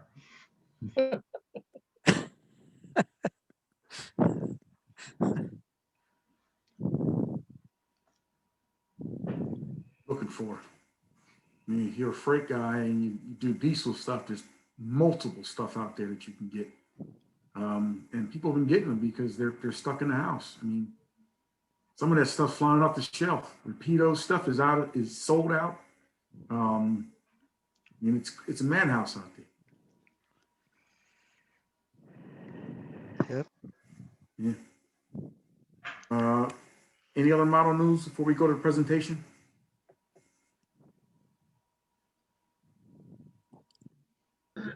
Can I say one thing, Steve? Our fellow member and former president, Jack Spedden, had been in the hospital. He had a nasty fall, apparently about 3 or 4 weeks ago. So you might give Jack. How's he doing? He was going to be transferred to rehab when he called me. Yeah. Oh, really? Wow. Wow. Well, my mom's I've been in the ER with my mom twice this week because she fell out of bed on Tuesday. She has a broken vertebrae and a broken shoulder. Oh. And of course, we couldn't discover them both at the same time. Well, on the model news front, I can report that Bill Vigris has his traction railroad up and running after ripping it all apart so they could reinforce the basement of his house. But he has got it up and running, amazingly enough. And because of COVID, nobody's been invited to help him or to come see it. It's strictly him and his relatives, but he's got it up and running. He's not on tonight. I don't know whether he couldn't or somehow had a problem or a conflict. Or he forgot. Yeah, his granddaughter, I think, is the one that helps him with the layout. Yeah. So eventually we'll get a chance to look at it again. And Al Goss is in the hospital also. Yeah, somebody said that. I haven't heard any details. Jimmy Sparkman might know.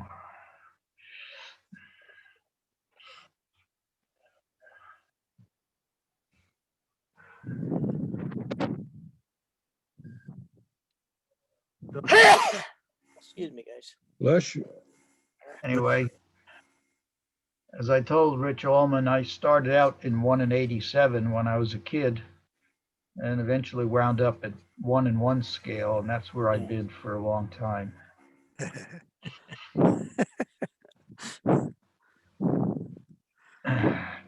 Got a lot of models, but no place to run them. Yeah, I know what you feel like. Me too.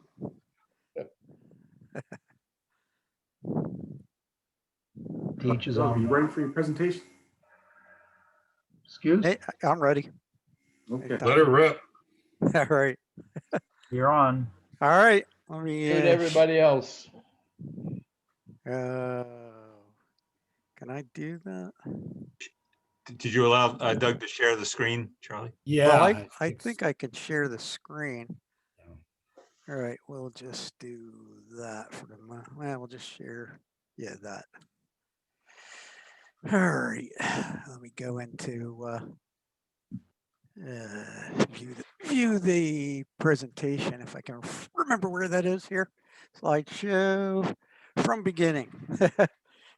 So anyway, Tom would ask me to, because I had posted some stuff on Facebook a while ago and posted a couple of videos up on YouTube about my CLRV that I built.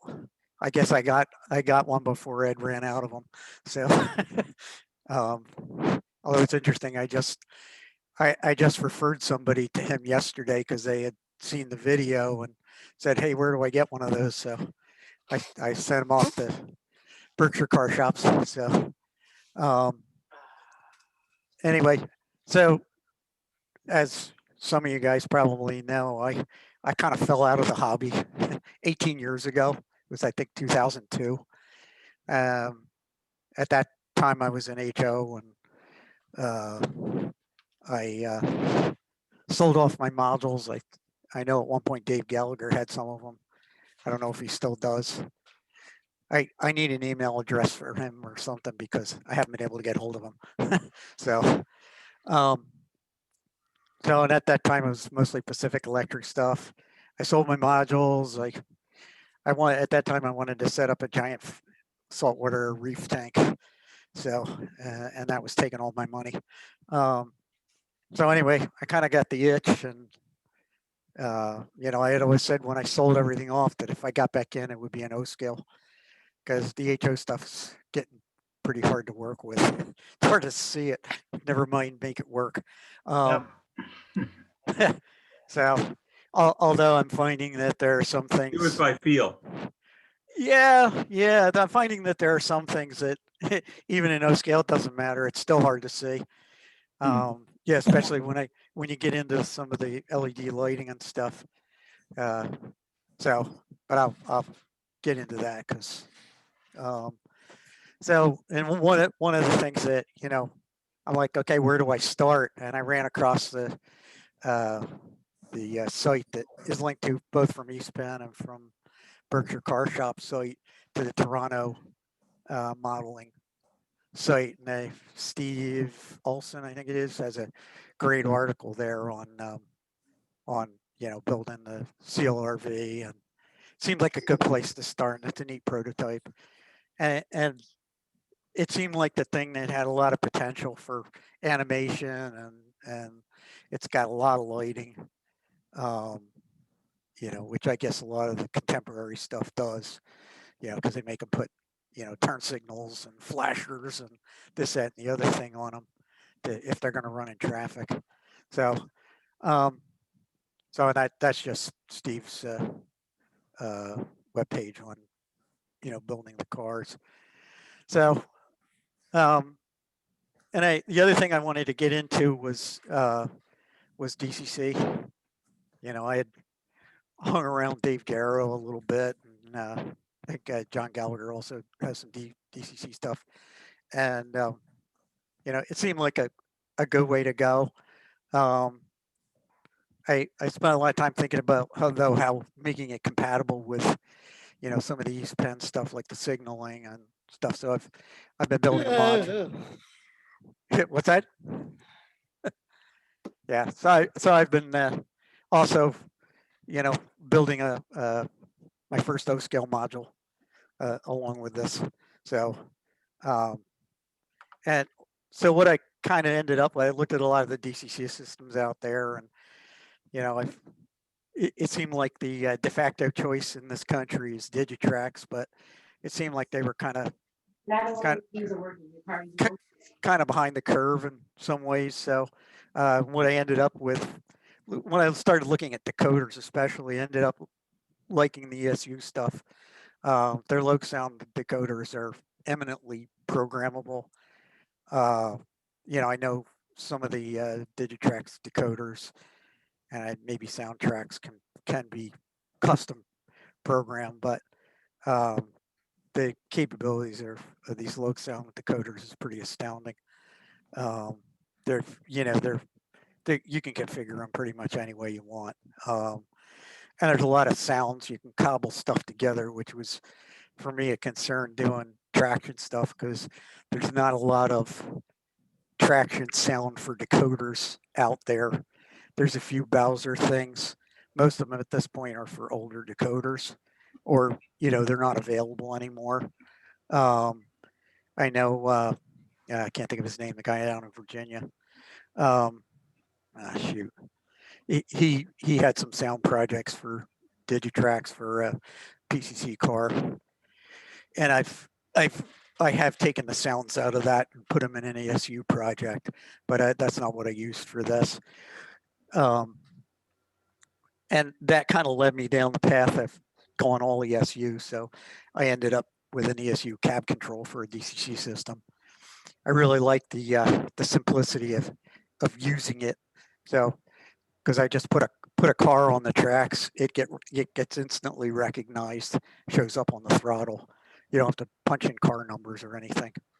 And I there's a lot more I guess you can do with that, but I'm not necessarily taking advantage of that because for detection, I'm still relying on the the uh, um, the East Penn, relay stuff, which seems perfectly compatible. The one thing I did though was I'm running the DC signal into the stopping blocks even when they're stopped, and using what's called asymmetric braking control. And it's essentially you put a bunch of diodes on one side of the feed, and it creates an unbalanced signal going to but it still works for control purposes. And it recognizes that as a signal to stop the car, but it does it gracefully with momentum. The lights stay on, all the animation still works. It doesn't go until you've restored a full signal. So, and that seems to work pretty good too. So, I don't know what I just did. Okay, so that's the cab control. That's the programmer for the system. I bought one of those too. And that makes it a whole lot easier. And in fact, I can't imagine setting up one of these low sound decoders without the programmer, because you got to use their software. You can't do this with just setting CVs in your decoder. And I'll show you why. So, and that's the tester that just hooks up to the programmer. You just plug the decoder right into that, and you can do all the programming, kind of on the board before it even goes into the car. Not that it hasn't all gotten adjusted since it went into the car, but it makes the initial setup easy, and it also isolates the decoder so that you're not dealing with problems that don't have something to do with the decoder, like you wired something backwards or you short something out, or which is pretty easy to do in the car. So and the throttle for that, which is on the left, is Wi-Fi. You can hook it right up on your, you can put the cab control on your home network, and then it's just operating over standard Wi-Fi, which is much more satisfactory than some of the proprietary wireless solutions like some of the other vendors have. So, well, I think TCS now has a throttle that uses actual Wi-Fi.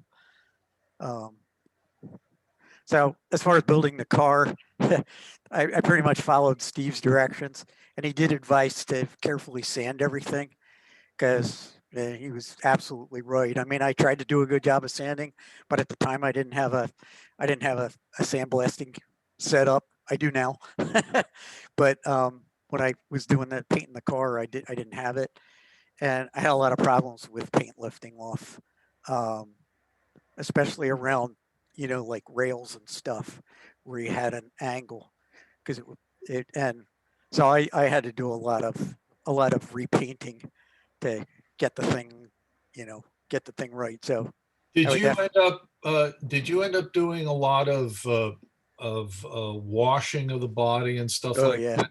Yeah, I did all kinds of washing on Simple Green, and I really tried to follow the advice that you see not only from Steve, but in general with these resin and 3D printed kits, so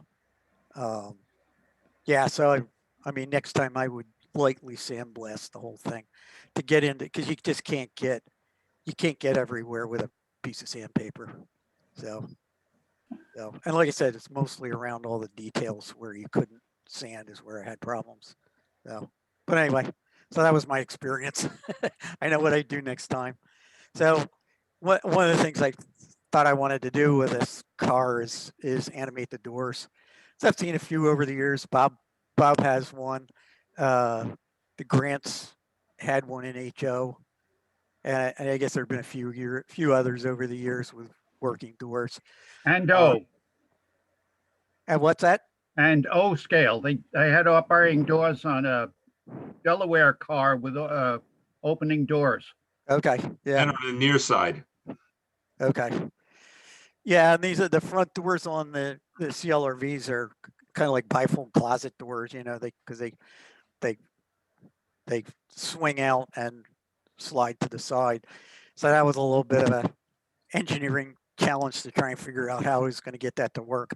So then the one thing I probably would do, the other thing I would do differently next time is not try and save the doors. Because what I did was I sanded them down as thin as I could, and I made a brass backing. I think if I did it again, I'd just go with the brass and try and make that look more like the door, with the seals and stuff. You know So, that Steve, Doug, you brought out one good point about the doors. When Mike made the pattern years ago, he put in the like the rubber edges around the windows, right. but he also made them pronounced. Yeah. Whereas they're really hidden behind the surface of the door. Right. And one thing I thought about is when recasting this next lot, if he says we're going to need a new mold, to maybe alter the pattern and take that raised edge off. Yeah, that would help. Yeah. So anyway, so even with them sanded down really thin, the thickness caused some issues. Not so much with the front doors, but I'm still fighting a little bit with the center doors because they interfere with each other. So this is just a picture of right after I cut the doors out, and I just cut them with a razor saw, and then and then cut them into 4 separate doors after I got them out of there. And there they are cut up there, the brass, backers. And I wanted that because I didn't see any way I was going to possibly attach a hinge to the back of the plastic and have it last. So I wanted to be able to solder hinges in there. Gosh, I don't know what that was a picture of. So what I did was I made a frame for each set of doors that goes behind and outside the edge, the exposed edges of the doors. And then I mounted those back behind there. And with the doors projecting out from the front of the brass, they're not quite, but they're close to being flush with the outside. So, and you can see up at the top, each corner, there's a little pivot. The hinges here are just 1 millimeter brass tubing, and I soldered them alternately to alternate sides. You can see the solder, and created a piano style hinge. I actually tried some miniature dollhouse hinges first, and they just didn't work well enough. They weren't free moving enough. So, and then the top here, there's a channel, a brass channel, and the inner edges of the door, there's a pin. The pin sticks up into that slot. So when the door pivots outward, it just it slides along that track to open as a bifold. So, and that ended up working pretty good. So and here was my attempt at using the dollhouse hinges, and like I said, they just weren't free moving enough. So I scrapped that and did did something with the just really tiny tubing. So, and these are the center doors. Each door on the center, they just open outward. So, and the 2 center doors open back to back. So I have 4 independent pivots, but what I did was, they're connected together just with a coil spring. Just so the spring just gives them a little play to not stress out a decoder if it gets stuck or something. So, and again, they're just glued to the inside of that whole thing's glued to the inside of the door frame. This is a picture of just a picture of the little servos they used. It's called a digital super sub micro server. It's a digital server because ESU recommended using digital servers. And the reason they gave, I'm not sure I care about that much, but the reason they gave was that a digital server doesn't move when you put power to it. An analog server will tend to jump back and forth a little bit when you turn it on. So I'm not sure that makes a difference in this case, but I went with the digital servers. The only downside, and I don't know if this is a digital server thing or what, but they do make a little bit of noise. They make a little buzzing noise a lot of the time, even when they're just at rest. if they're powered on. So I did experiment with Tam Valley makes these no buzz little. It's a little board with some components on it, and it was intended for use with switch machines, with servo-based switch machines, to stop the buzzing. Because essentially, what it does is it senses whether the servo is being told to move, and if it's not for like 1 second, it shuts power off to the servo until a command comes through to do something different. So, but the servos work fine, but it didn't eliminate the buzzing, so I scrapped that idea. And I didn't have room for them anyway, because as you'll see, there's an awful lot of stuff in the roof of this car. So, and here's the beginnings of that. I glued a little brass plate to the roof of the car to mount the servo bracket on, and then the servo just snaps into that. This is actually when I only had one servo, because you can see at the back corner here, there's 2 wires headed out toward the center doors. I had both sets of doors running off of one servo, and then somebody commented on the Facebook post, well, those doors should be independent. So I ended up putting a second servo in for the center doors. So this servo is still exactly where it is, but it just operates the front doors. And again, the pivot, the rods, the push rods that connect the servo to the door, I put bends in them just to keep the stress down, so that it doesn't have to be 100% perfect. But it won't. You don't want to put stress on the servo when it's done its motion. It shouldn't be have any pressure on it. The good thing is that you can pretty finely tune that in the decoder setup. And I ended up going with the Loc Sound 5L, which is one of their large scale decoders.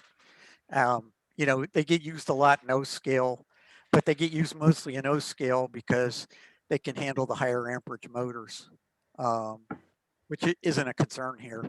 But the other thing it has is lots of inputs and outputs, including onboard servo outputs. Because some of the other decoders they make can control a servo, but all it sends is the logic signal. So you got to separately power the servo, which means you got more electronics that I don't understand. So, it was a little bit of overkill, but with all the lighting in here and the servos and everything, it seemed the way to go. So and the servos just plug right into the adapter for the decoder. So here's just an example of here's the setup for the front door servo. Okay, you can tell it, you can put a delay on it, or you can tell it how fast to move. So you can tell it I want it to traverse its however many degrees in 2 seconds, which seemed about right. So, and then you can tell it the starting and ending positions. And that I just had to kind of tune by listening to the servo, because you could tell if it was pushing too far, because it would would make a buzzing sound that was louder. So I just tuned those until I got them pretty quiet. And obviously you can tell if you haven't gone far enough because the doors don't open or close all the way. So and this is the Loc programmer software here. So, and I did as much of the assembly of all this stuff because it was going to end up in the roof of the car, and it would be really hard to get down inside the roof, inside the body of the car, and be soldering all this stuff. So, I use these Aculights resistor boards because I have a lot of lights. They're, I think, 16 or 20, I can't remember, 16 or 21 independent LEDs in the car. There's 2 sets of rear brake lights. Brake and just operating lights. There's rear turn signals, front turn signals, center turn signals on either side of the car, marker lights, and 3 headlights. So it's a lot of lights, and then the interior lights. So the interior lights in this, well, so I use these Acolytes. It's a board with 6 resistors on it. And you wire the common return for them, and you wire the decoder into it, and then run the leads to the lights to that. So I put one of those at each end of the car, and I use most of those outputs on those boards. So they worked out okay. And down at the bottom, you can see this. That's the interior light strip, and it's not just a light strip; it's actually a decoder unto itself. And I had so many other lights on here. I was starting to get a little afraid of overwhelming this thing with so many lights. So I ended up just getting the ESU interior light decoder. Because of the size of that 5L decoder, which is right in the middle of the car, I had to actually cut it in half and wire all the traces across from one side to the other to get around the decoder. So that's what all that wire is in the middle. So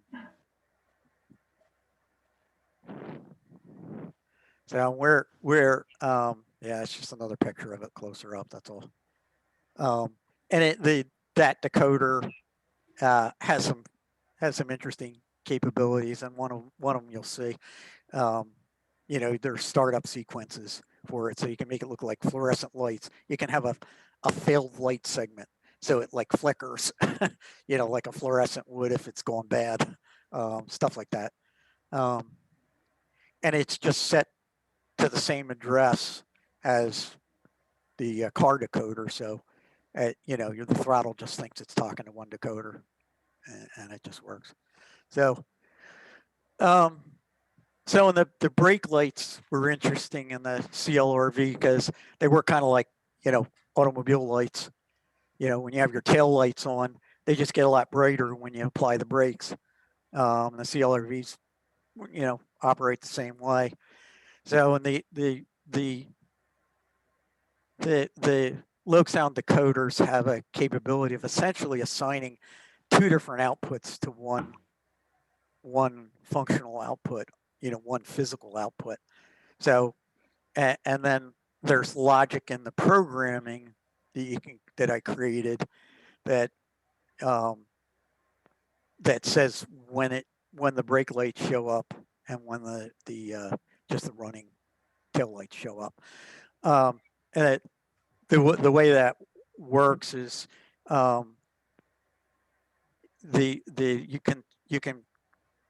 you can write functional logic around whether the car is going faster or slower than you're asking it to go.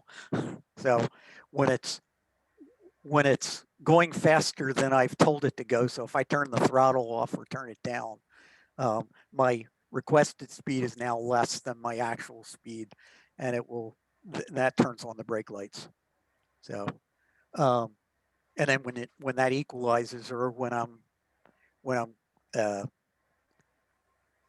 going slower than the requested speed, then the lights go off.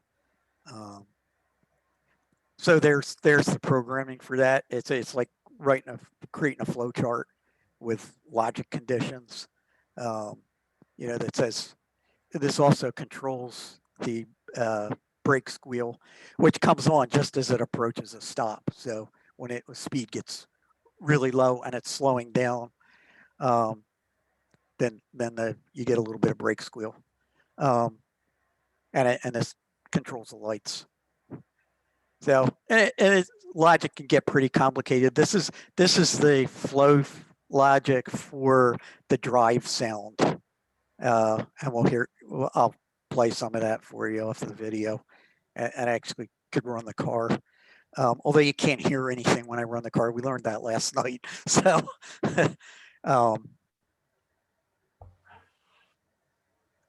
so now the other thing I wanted to do is when the car goes around a curve, I wanted to hear some wheel squeal.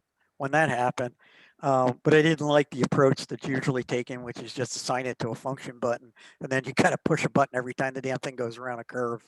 So what I ended up doing was putting in a couple reed switches, one on either side of the front. This is where the mount for the front truck, and then there's a magnet on the end of the uh, the worm housing, and that when the car is centered, both reed switches are off.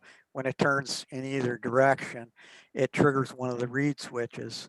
If either, the way I have it set up is if either one is activated, that turns on the brake, the squeal sound. It also controls the, turns on automatically turns on the turn signal for that direction. You can turn those on.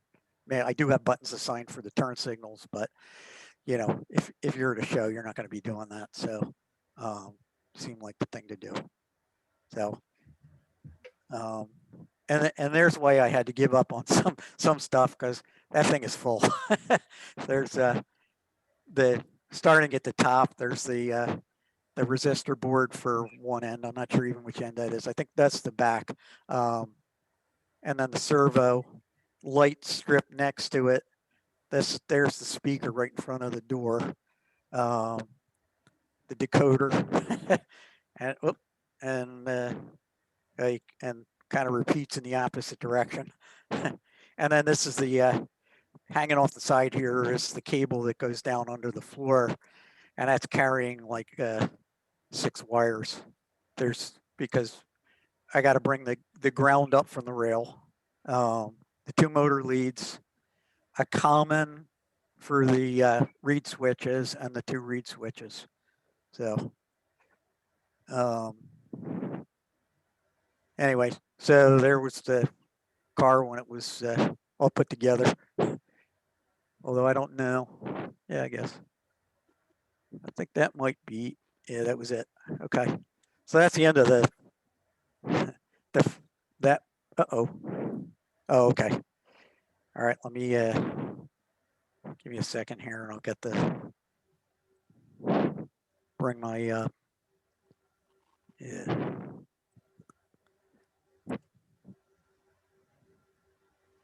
me 1 second. All right. Yeah, I guess I still want to share the screen, don't I? Hold on. I can't even get to it. Wait a minute. All right, let me go back and reshare here. I'll just share the whole. Here we'll go. We'll just share that. Okay. All right. Yep. Hang on, I got to full screen this thing, but I got to move you guys out of the way first. Okay, so this was a video I just took on my my test track. So let me back it up.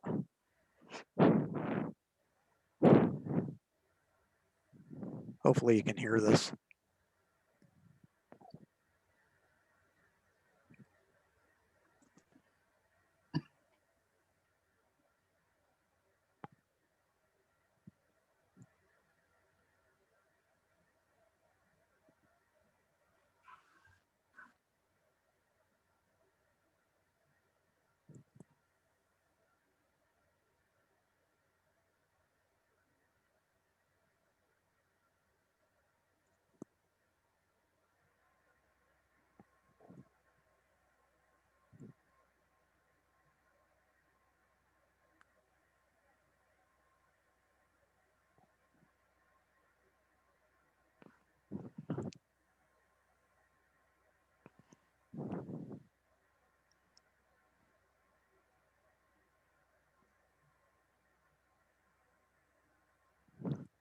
All right, and I had another short one because I couldn't hold the phone, run the throttle, and I couldn't. Are not mine. They're from other sources.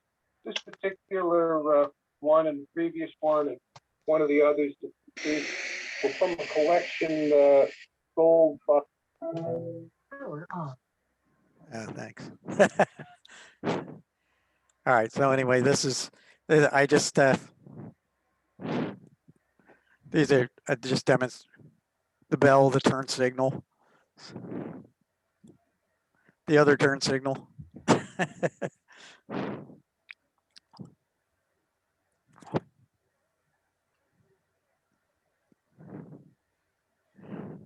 Anyway, so let me,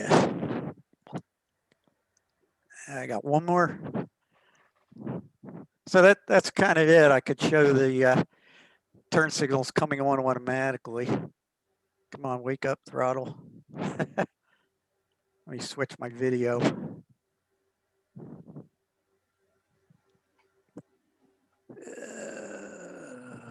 To the old ProCam. Yeah, that's not working. Huh. Well, maybe it is. You'll have to tell me what you guys are seeing. Okay, there We we go. see I the see car it. house, Yeah, okay, I Doug. see it. Yeah, yeah. All right, so.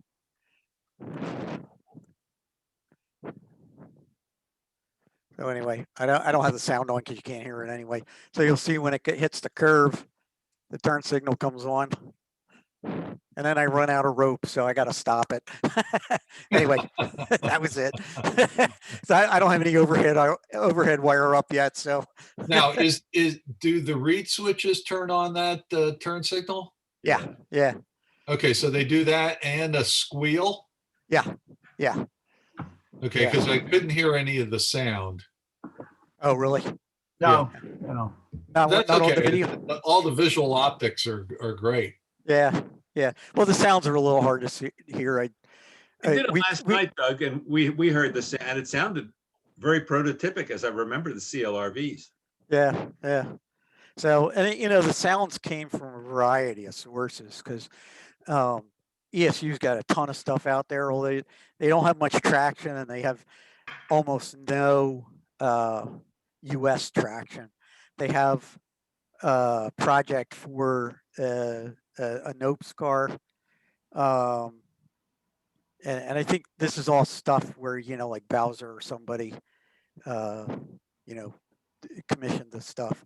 In fact, I communicated with Bowser a few weeks ago because they are bringing out Low Sound 5 based the Kansas City PCCs, but they're not out yet. So I was begging for the sound project, but they won't be available till the cars come. Are they the fellows from Montoursville? Not Bowser, but the Lock Sound. Yeah, they're in Pennsylvania. The U.S. guy. Shoot, what's his name? Matt. Name doesn't make a difference. I just wonder because who is the guy that the Bowser uses for sound? Well, they're now using the Low Sound stuff. Yeah, yeah. And like I said, But, I you know, ran. Yeah. The museum out at Guelph in Ontario now has CLRVs. Yep. Maybe somebody up there could get the noises you want without any traffic interference. Yeah. And that would be a good source. Yeah. I did use some actual CLRV stuff in here, but not for the drive sound. I have station announcements in there. I got a lot of that kind of stuff off of SoundSnap, and that's where people went out and recorded stuff. And the only downside to SoundSnap is you got to pay for the stuff, and it's not cheap. It's like to get, you know, three little sound snips was like $25. So, but that's where I got the door opening sounds off of that and some of the other stuff. The horn, which you didn't hear, came off of a recording some guy put on YouTube of an actual CLRV horn, but I think he was shooting the horn off in his apartment, so it's kind of raucous. Well, those as built, those cars were multiple unit capable and had couplers. Yep. So now you need to get another one so you can run a 2-car train. Jeez, I got some other projects lined up. My sales agent. Yeah, yeah.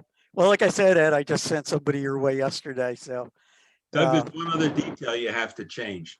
The Yeah. TTC motormen wore khaki color uniforms. you know, I poured over YouTube videos and photos trying to get the right colors. And in the one half decent video where the doors open and the motorman's sitting there, it looked gray to me. So I went with gray. So I may have to repaint them. How can you sleep nights? I don't know. Great job. Yeah. I So, think I remember khaki when I was up there.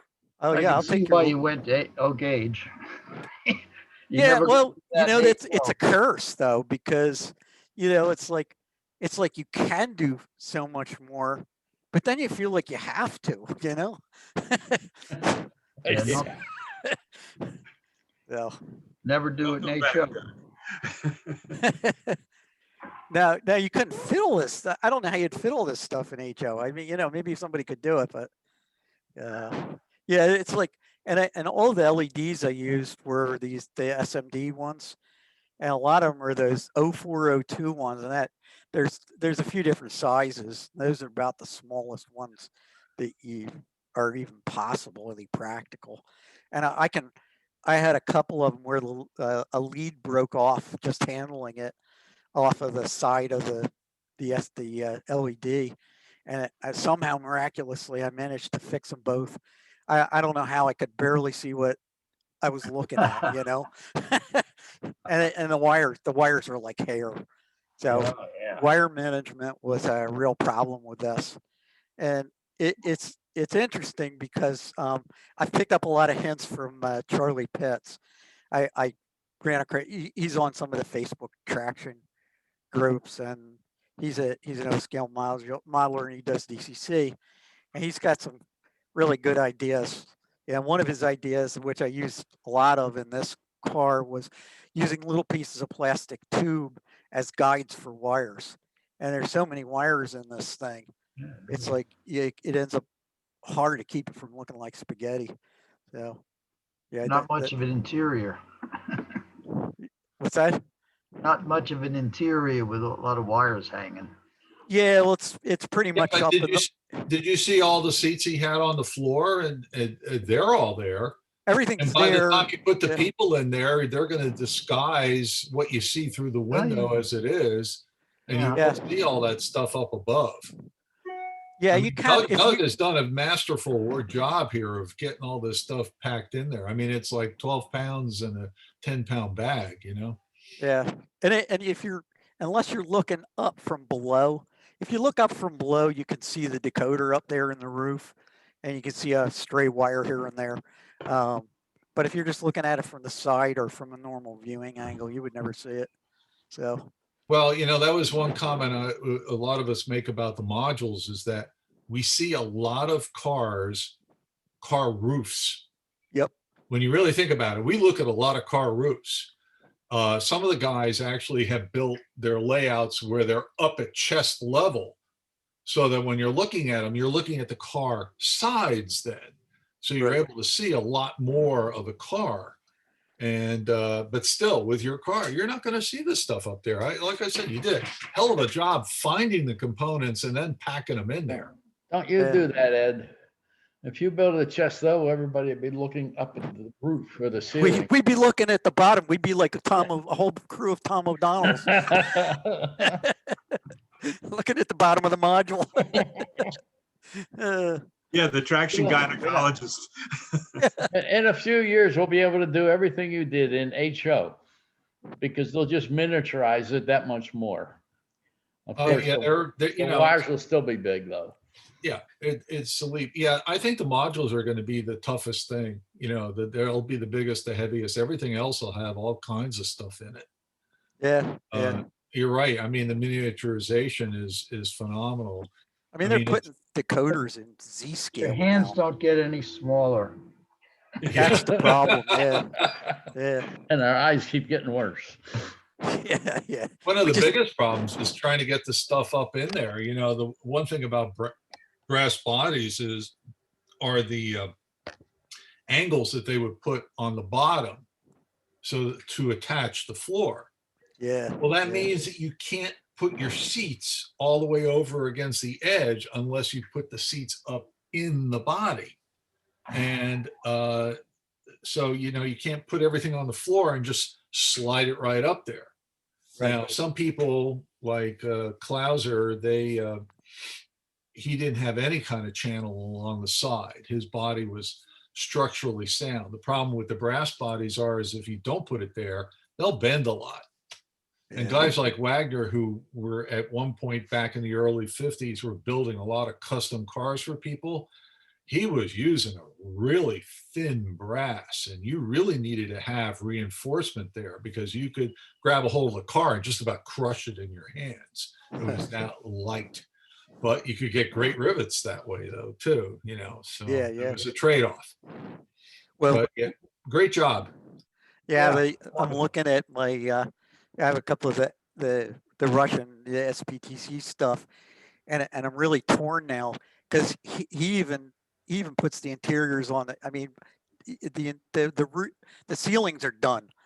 They got the light fixtures and everything on the ceiling. It's Yeah. like, where the hell am I going to put the decoder? I hate putting it over that. Yeah, Charlie Pitts puts those big light strips right down the center of the roof, and I mean that wipes out any of the roof detail up there. Yeah. With the globe lamps and everything else. There's no place else to go because some of the cars have, there's What are you so gonna much do? stuff under the body. Yeah. The only way is let's all go to half inch then. That way we can hide everything everywhere. We can put it in the seats, Yeah. Yeah. In 1-to-1 gauge, we put all the stuff under the floor. Yeah, really. Yeah, but packing it up to take to a show is hell. Yeah, right. All right, that's all I got, guys. So excellent. Yeah. My compliments. Thank you. Great job, Doug. Yeah. I'm going to answer the call of domestic tranquility. Hey, well, guys. Here, Russ. Signing off from North Carolina. Great to be able to attend. Take care, Al. Okay. Easy. Yeah, I was poking around looking at all kinds of stuff on the internet. There's a lot of guys out there doing stuff. There's a cadre of half-inch scale guys in Europe who build things. The Germans have done that. Romanians.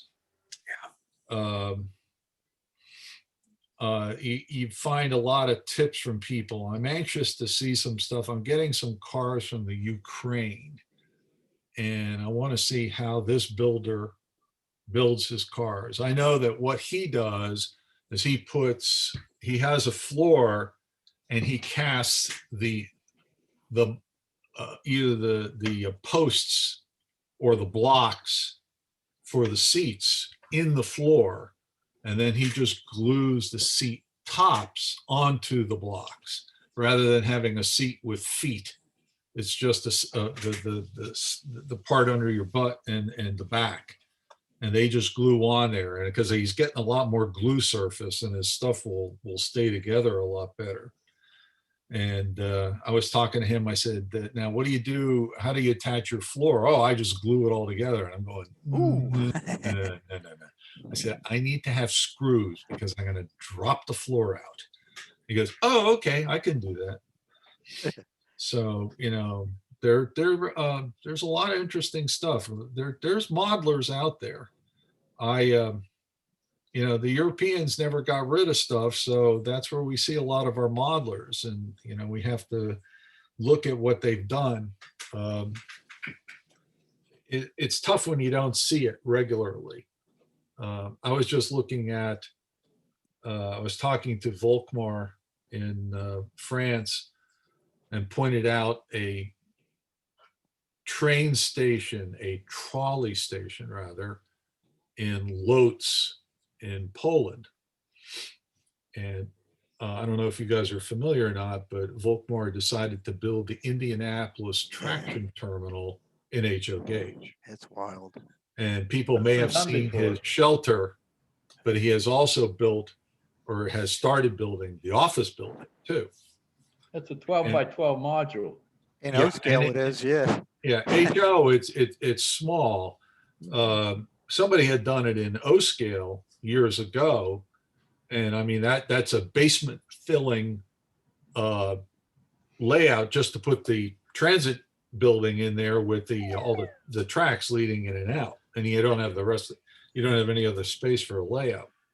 But this trolley terminal is now the 2000 era version of the Indianapolis traction terminal, and it's quite a structure, architectural, very organic, and it has posts with multifaceted arms that go out to a roof that has decoration on it too.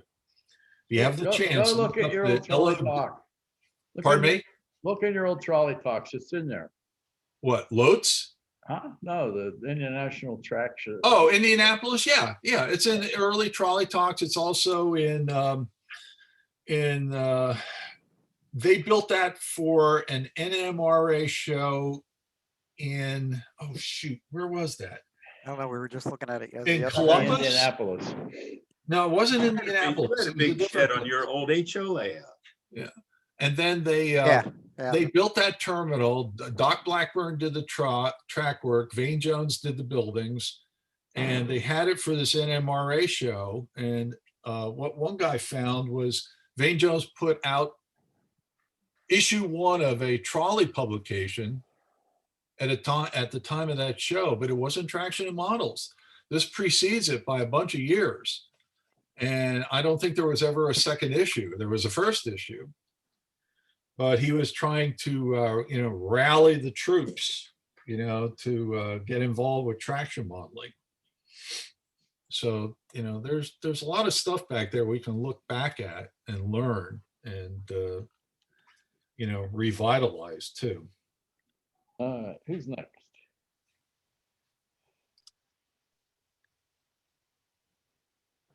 Where's Steve? Steve, you still with us?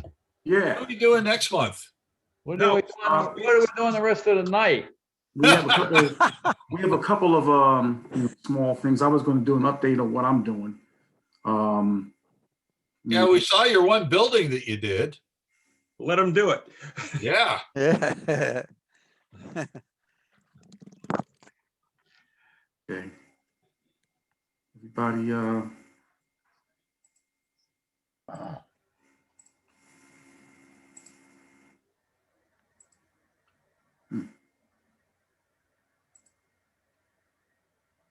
Everybody, everybody can see my screen? Yep. Yeah. Yes.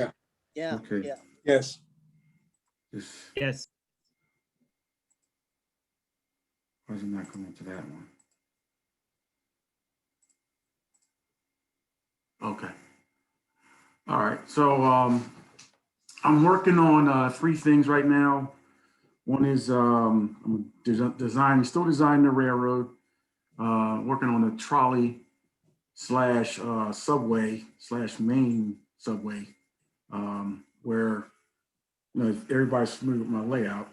It's pretty expansive, modern mesh of mainline electrification, railroad PRR, and trolleys, and of course subway elevated. So there's some overall pictures of what we're dealing with, and a lot of buildings, a lot of streets, and a lot of mainline railroading, as well as routes, trolley routes to the city. And here's my main plan I work with when I design things on the railroad here. And what I've been trying to do is weave subway elevated through the city, sort of prototypical to Philadelphia, but a little bit different, and take my own twist into some things. So everybody knows I had this module. We took the shows a couple times with a double-decker trolley and subway station, where it's an interchange between Market Frankfurt L and the subway surface lines, but a little bit different from what's there currently. So I wanted to expand this service throughout the city. And the hard part was trying to figure out how to get this subway elevated out of the ground and into the air. So just like a real engineering, program, I have some challenges where I have to be able to get out of the ground and negotiate inclines throughout the rail line and get over some hurdles of the mainline railroad. So the way I set it up is I actually have elevations. Well, first of all, it's going to run underneath this area, congested street, next to my main station, Broad Street Station area, which is about a 4-block module with a lot of congestion on it. So I haven't figured out if I'm gonna have LRVs in the subway or not, or a mixture of pole vehicles and LRVs with pantographs. But right now I'm leaning to pantographs in the subway and also pantograph operations in the rest of the city, and with pole operations in the older areas, like right here at the station in Center City downtown. So here is my proposed subway plan, where I have my original module here with the subway surface on the intermediate level, and that continues on underneath what I call Filbert Street or Arch Street, and it's going to pretty much have a station here at Broad Street Station, and the subway L is going to come up an incline, just like it kind of does in real life. It dives and does a couple of inclines in the subway. It's going to come up and meet the trolley subway on the same level. So you're going to have a couple of flyovers underground, which is going to be pretty neat when you see it. And the way I'm going to construct this is, this whole thing is going to be like a shelf that I can pull in and pull out when I have to fix things.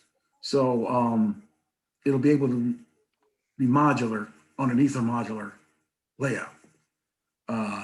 So that's the general premise of the whole thing. So I worked out all the elevations, and you can kind of see them here, where there's a subway surface station with the L bypassing it in the middle tracks.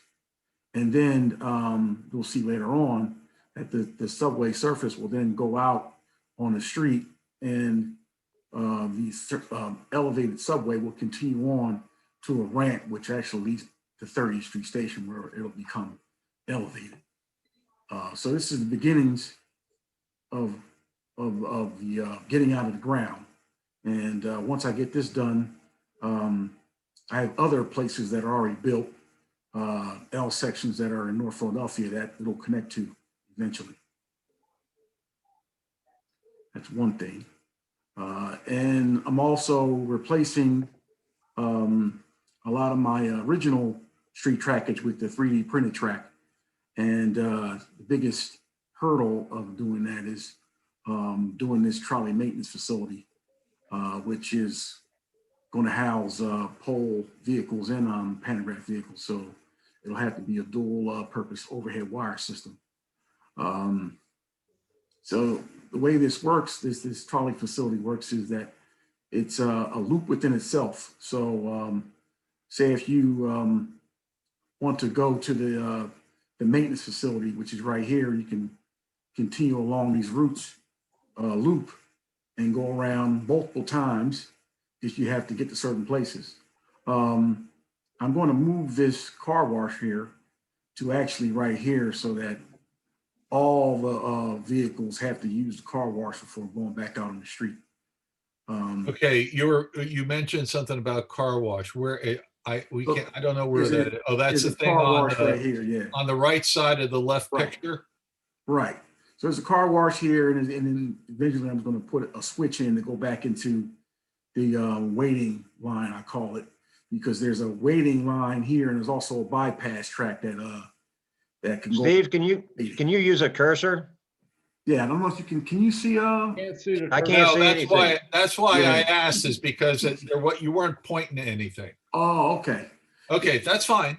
Yeah, the car wash is on the first image to the right, and the main facility is on the left. So you see that there's two tracks that come in, and you can either get to those two tracks from either direction off that ramp and also back into from Center City.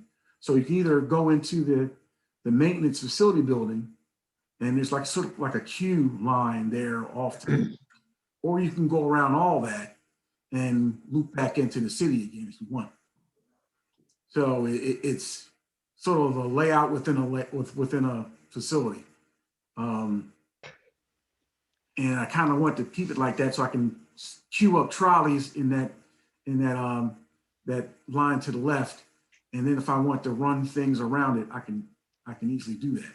So it's kind of very progressive, I guess. Sort of how the Europeans do it, or how they have it like at Woodland, where you can bypass a number of tracks and get to other areas. So this is pretty much a culmination of all the street trackage I've put together so far. One of the hardest parts about this intersection here was that the ramp starts right after the diamonds. So I couldn't push, or I had to push back the entrance from the ramp so that it wouldn't, it could make the turn and not be on an angle or inclination, if you know what I'm talking about. So that's why that actual turn in from the ramp is a little further back than normally it would be. And you see where the white 3D print track is. That's where I'm going to make the connection to the subway, the trolley subway there from both lines, and the elevated subway will be beneath that. And from these other pictures, I'm going to show a next picture here. In this picture off to the right, you can see that the white track is a new trackage that goes under the intake to the main facility, and then it goes underneath this PRR line, and then goes to 30th Street Station here. So there's going to be a loop at 30th Street where you can go in that loop and come back to the downtown section, or you can continue on into North Philly into this center city section here. So this is about 1/3 of the track so far I have rebuilt. I'm looking to get another load of 3D print track to make it onto Market Street and then onto North Philadelphia and West Philadelphia. The other thing I'm working on is 3D print facades for the Walters row home kits, which actually makes the 3D prints a lot cheaper. Earlier, I was doing the facades with about a 2-inch return for like a facade front, and they were kind of expensive. And I was like, well, if I wanted to do a whole row home, I'd probably be spending, about $200, $300 for a whole row home, where I can do the row home, a twin or a series of row homes with the Walters kit, and then put a very thin facade on the Walters kit, replacing the Walters kit facade it comes with a porch and the 2 bay windows, which is typical of the Philadelphia row home or a row home in Baltimore. What you see here is the deluxe version, which actually has, for a twin, it actually has bay windows on either side. Sometimes you see those bay windows on the sides and in the fronts. And you also have extensions of the bathrooms or rear bedrooms over the kitchen section, which is on the first floor. And that's pretty typical of the row homes as well you see in Philadelphia and in Baltimore. So that's a cheaper version of the 3D print Philadelphia row home. And I was also, for the future, thinking about adding porches to the, these are the variants, sorry. These are the variants of different degrees of complexity. This one here is just a porch and the bay windows using the Waller's row home facade it comes with, which is a little bit cheaper. And this here is just a porch, the typical of West Philadelphia row home you would see without the bay window that you might see around Powelton Village or Mantua. And future projects I was going to do was the IHC mansions with porches for row homes that you would normally see around Parkside Avenue and 52nd Street. Because I actually have an area where I'm about to build now, Parkside, 52nd Street. I need a whole bunch of row homes and porches. So I'm going to work for a variant for that. IHC made these mansion kits in HO? Yes. Yeah.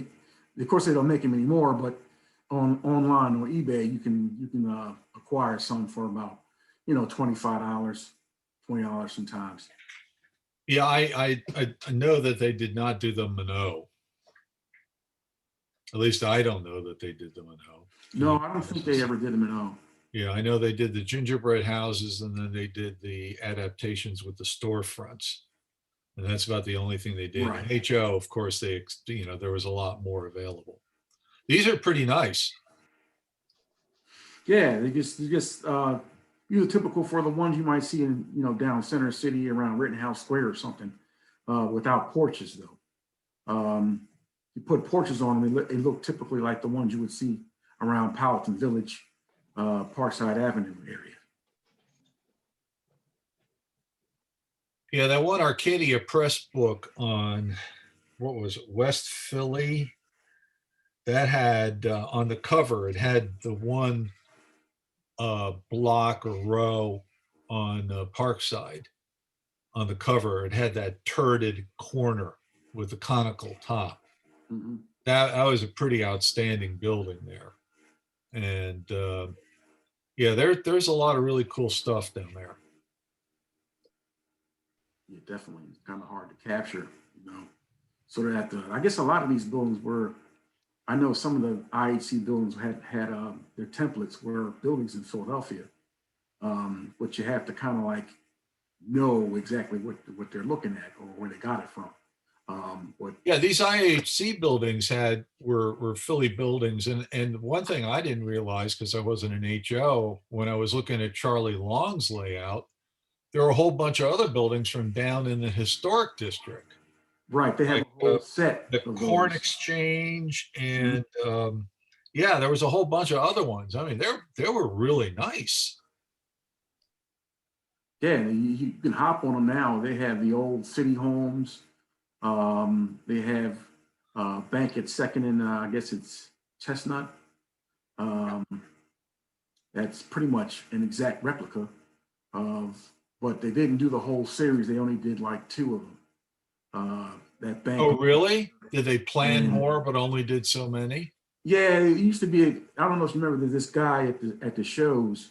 He had all the IHC, HM equipment. It was 2 guys. I think they were former employees of IHC.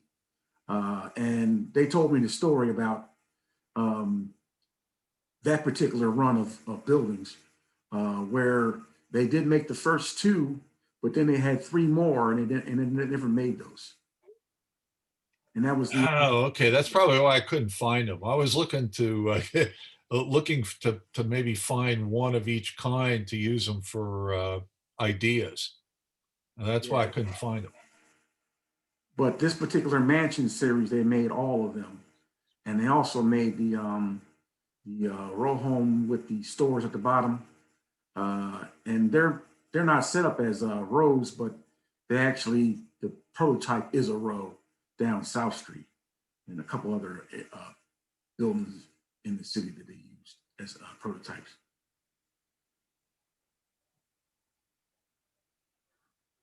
Yeah, so that's what I'm working on. Very cool. How's the operation of your cars with your printed street tracks? So mostly all the cars work out of the box. You know, Bowser cars work, Bachman cars work. The only cars that had the problems are the Roco deep flange cars. Ah. Because of the flange is so deep. And I don't know if you've ever seen people who do use Roco cars, they usually had paper trolley tracks where the area between, I guess, the grade strip and the rail is pretty much down to where the spike would be. Because when you look at it in section, that's how far the flange goes down on a Roco type tram. I see. Yeah. Okay. So to run one of those, you would have to switch the wheels out.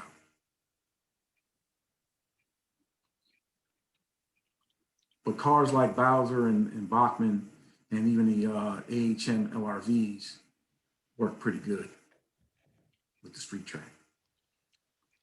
Do you have any hauling cars? Yeah, I have some of those, and Bruce brought some over, and they work pretty well with the track too. Yeah, I wondered if Bruce brought some over. Yeah. He has quite a lot of that European equipment. But the Rocos, they had problems out the box, and we figured it was the flanges. Oh, they do have deep flanges? Yeah. Ah. The haulings don't. Bob and I each have a Scranton Electromobile that we got from Volkmar, and we used a hauling drive in it. It's fun. Very nice. Mm.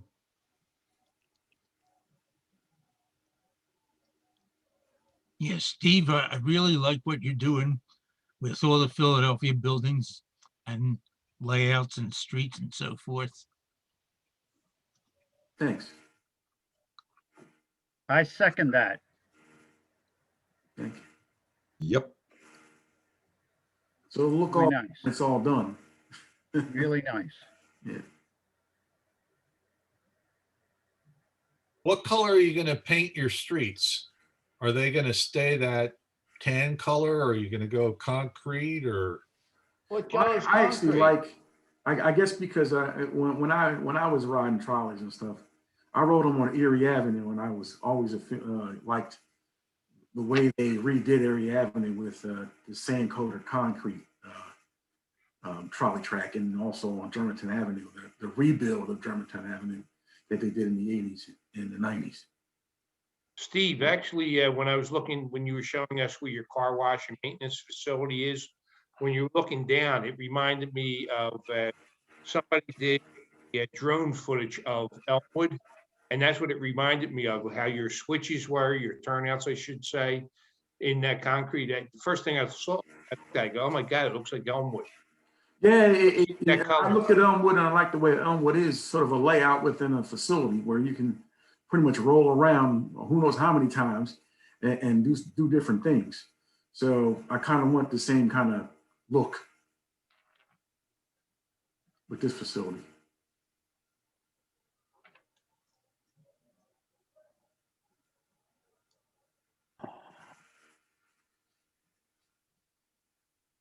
All right.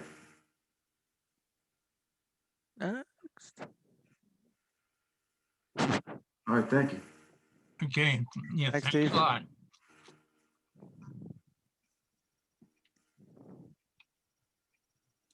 What happened to everybody? We're all here. We're here.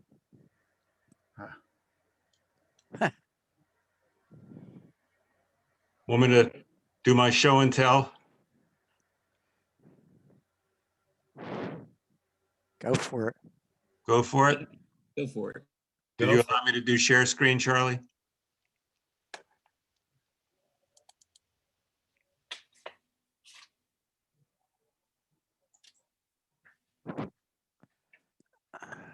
Still eating pretzels, Mike? Yeah, you should be able to share. I think I set it up so anyone can share. Okay. Are you seeing my screen? Yes. Yes. think so. You see me? No. Now See yeah, your I screen. see your desktop. Yeah, see your desktop. That's it. Okay, I kind of want to, if, what do I have? Okay, let me just get out of share for right now. And now let me just Now we show see you. you. Maybe I the- want to go back and see the share. Okay, well, we'll get to that shortly. So I've been struggling with an HO Atlantic City Brill Liner, which you see here. It's a shell that I had got. It was, I guess Bartell made it. It was probably a knockoff from a brass model. It looks very much like the brass models that were made. And the rate limiting step was keeping my sanity, was getting it to turn through the OR switches, which I believe are 6 1/8 inch radius. So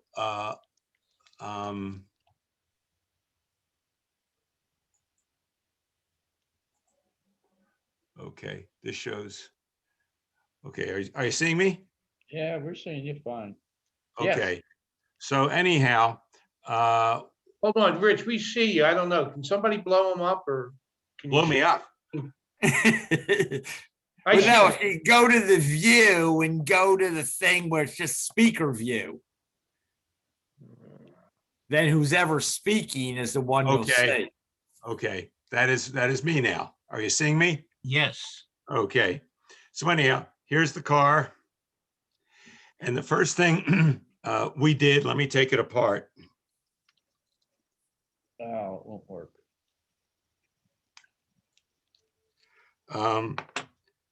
Bob and I made a brass floor for it that we could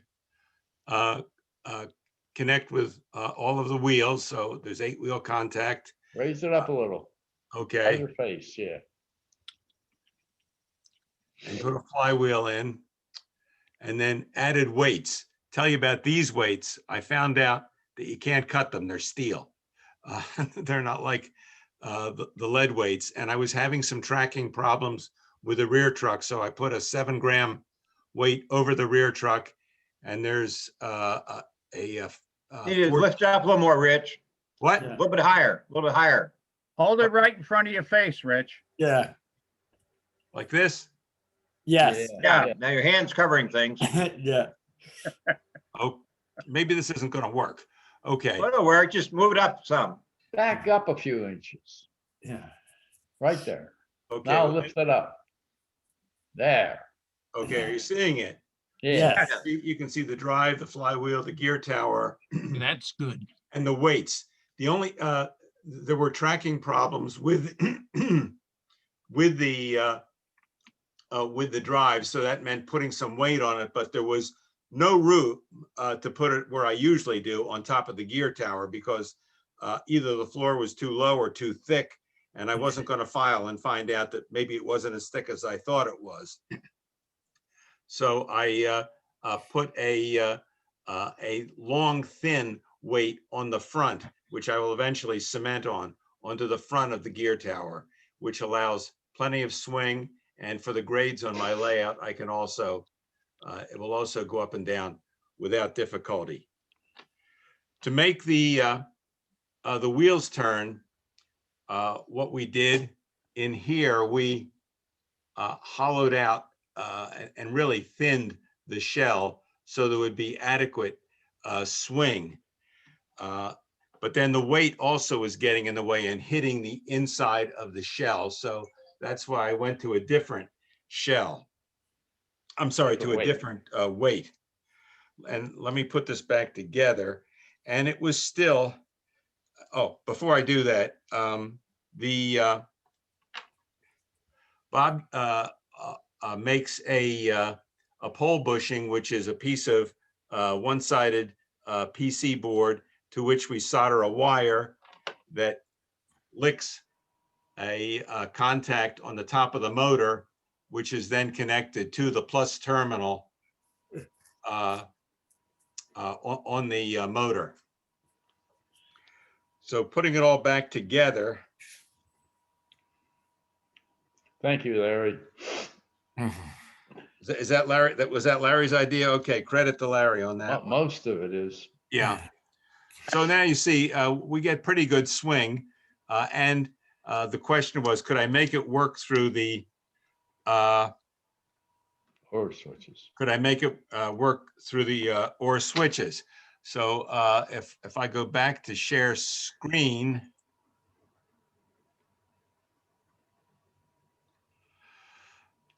I'll just show you a couple of very quick videos of that whole saga. This thing has really aged me enormously. I spent probably 3 weekends getting it to work, and I actually finally got everything working this afternoon. I'm sure there's a hidden flaw in the whole thing.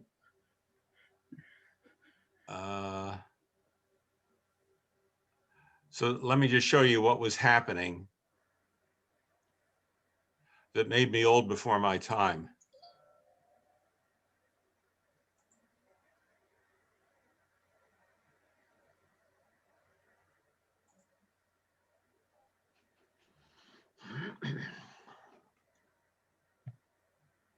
All right, here it comes. So you can see it's coming into the OR switch, and it was having particular problems on the right-hand side. I'll tell you a little bit more about that in a minute. So it made it through that one, and take my word for it, even though I slowed down here to get through that switch, you can see it's starting to walk off the track, and it's down there. So that was fiasco number one. One of the problems was that when I had put the screw holes in for the bolster, it was listed a little bit to the right. So it's really painful when the problem's my own fault.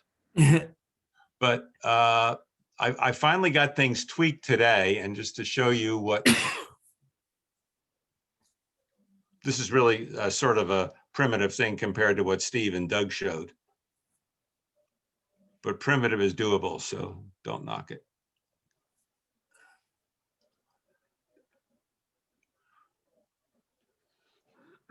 This is going to take another couple seconds till this video downloads.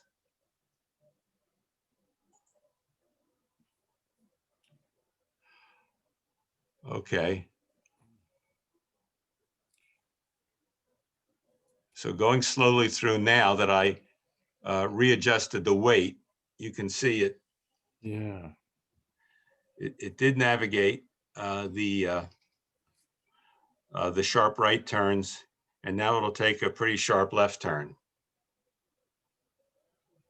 So that, well, I'll turn that off so no one gets motion sickness and pukes.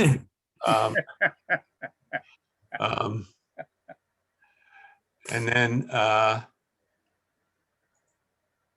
this is the other, to see what it would do on my Seaver Street extension.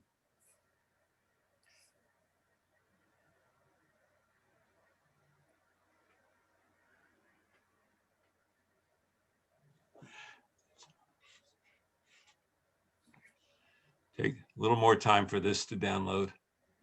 This is my first experience, so I'm on a very steep learning curve with the using the cell phone for videos, but I hope to get better at it. So this was today. As you can see, it can make a sharp left turn. I'm sorry, right turn, then a hard left. Yeah. And another hard left.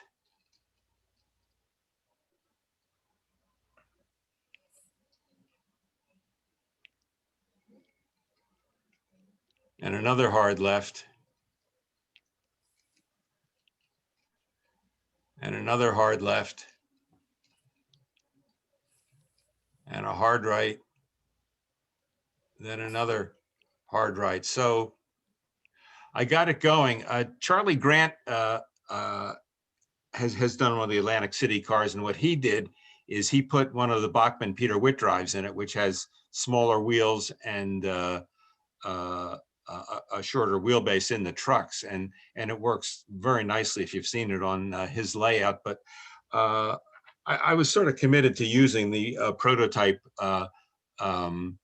6-foot trucks that were on the brill liners. The only thing can't do, because they're not available, are the 25-inch wheels, which they had, as opposed to the usual 26-inch wheels. But I guess what I wanted to demonstrate was sometimes tenacity is better than being smart and getting things done. So strategic placement of the weight, filing out of the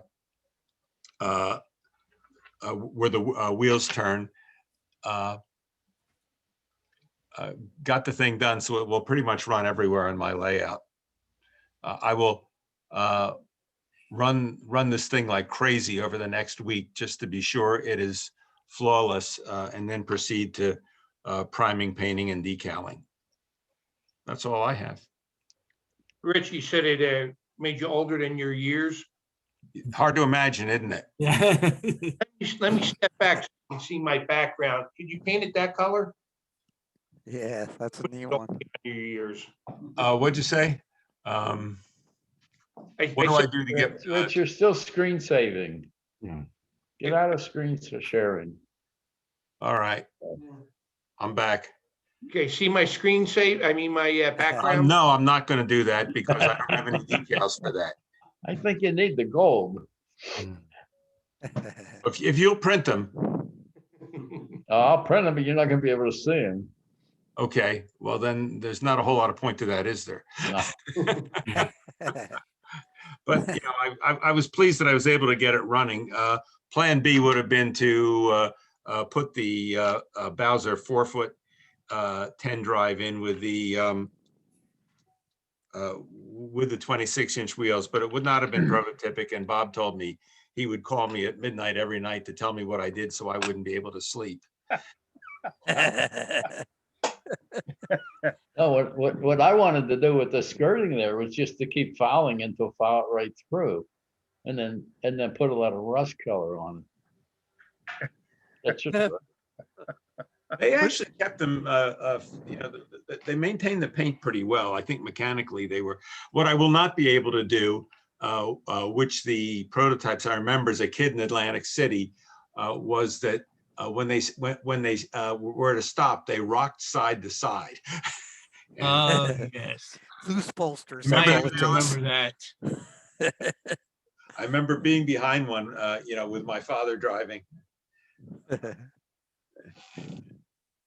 So anyhow, that was my my plea for patience. Yeah. Rich, I also liked the bio that you had in this month's newsletter. Thank you. Yeah, that was neat. Here.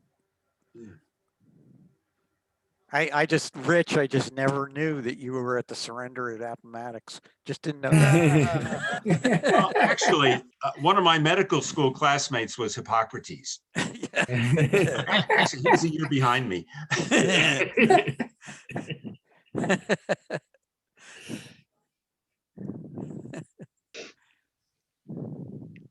Well, what I love about Doug's and Rich's and the other conversations is how creative you all are, and that was one of the things I emphasized in my teaching, was the element of creativity and of seeking solutions and seeking unusual ones.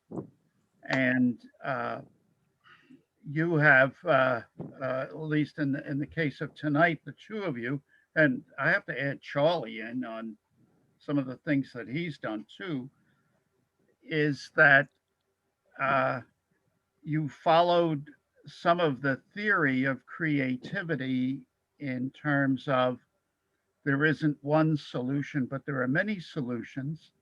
And when you do solutions, when you get something solved, there is the unintended consequences of it affects something else. And so therefore, then you have to solve that or go back to your original solution and make a modification. And there are just so many things in creativity about turning it upside down, inside out, making it backwards, stretching it, reducing it. There's a whole series of elements that can be used.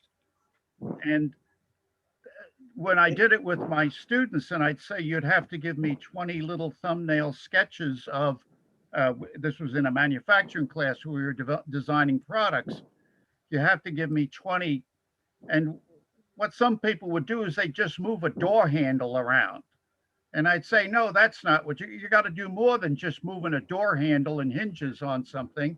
You've got to do other things. And I remember one of my students who got it. She came in, it happened to be female, Patty, and she was just a brilliant young woman. And she comes in and she goes, "This is," with her hands up. She says, "Here are my 20 drawings." She says, "This is a never-ending process." Yep. And which is true. True.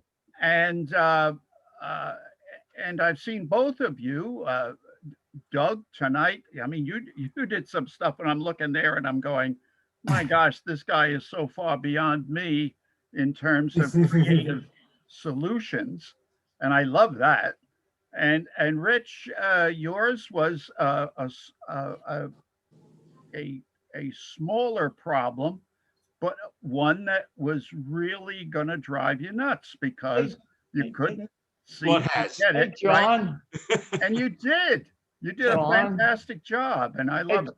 Hey, John. Yes, sir. Is creativity the opposite of frustration? Because that's what that was all about.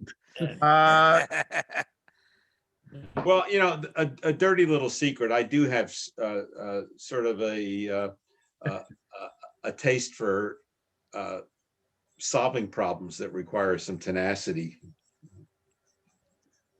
It's your job, isn't it? Well, the thing My is, job is sitting in front of a computer and saving patients one click at a time. yeah, but the thing is that failure isn't an option. Yeah. There is a solution out there, and we just have to be diligent in finding it. And Yeah, but and by John, the way, one of the they- other things that I did, and I used to teach this, and I don't have a theoretical background for this, but I'm sure our colleagues in psychology do, is in Well, fact, they say it's all to do with sex. yeah.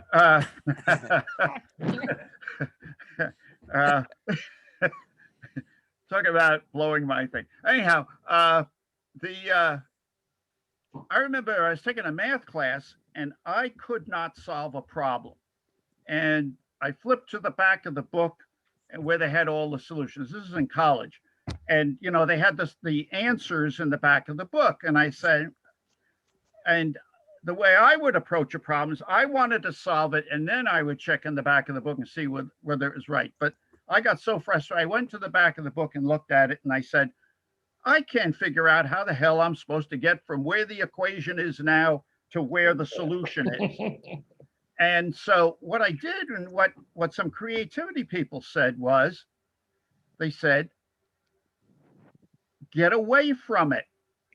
And actually, I would teach the students, I would say, program your brain to say, I'm going to let my subconscious work on this. I mean, I would do that. That was a conscious thought.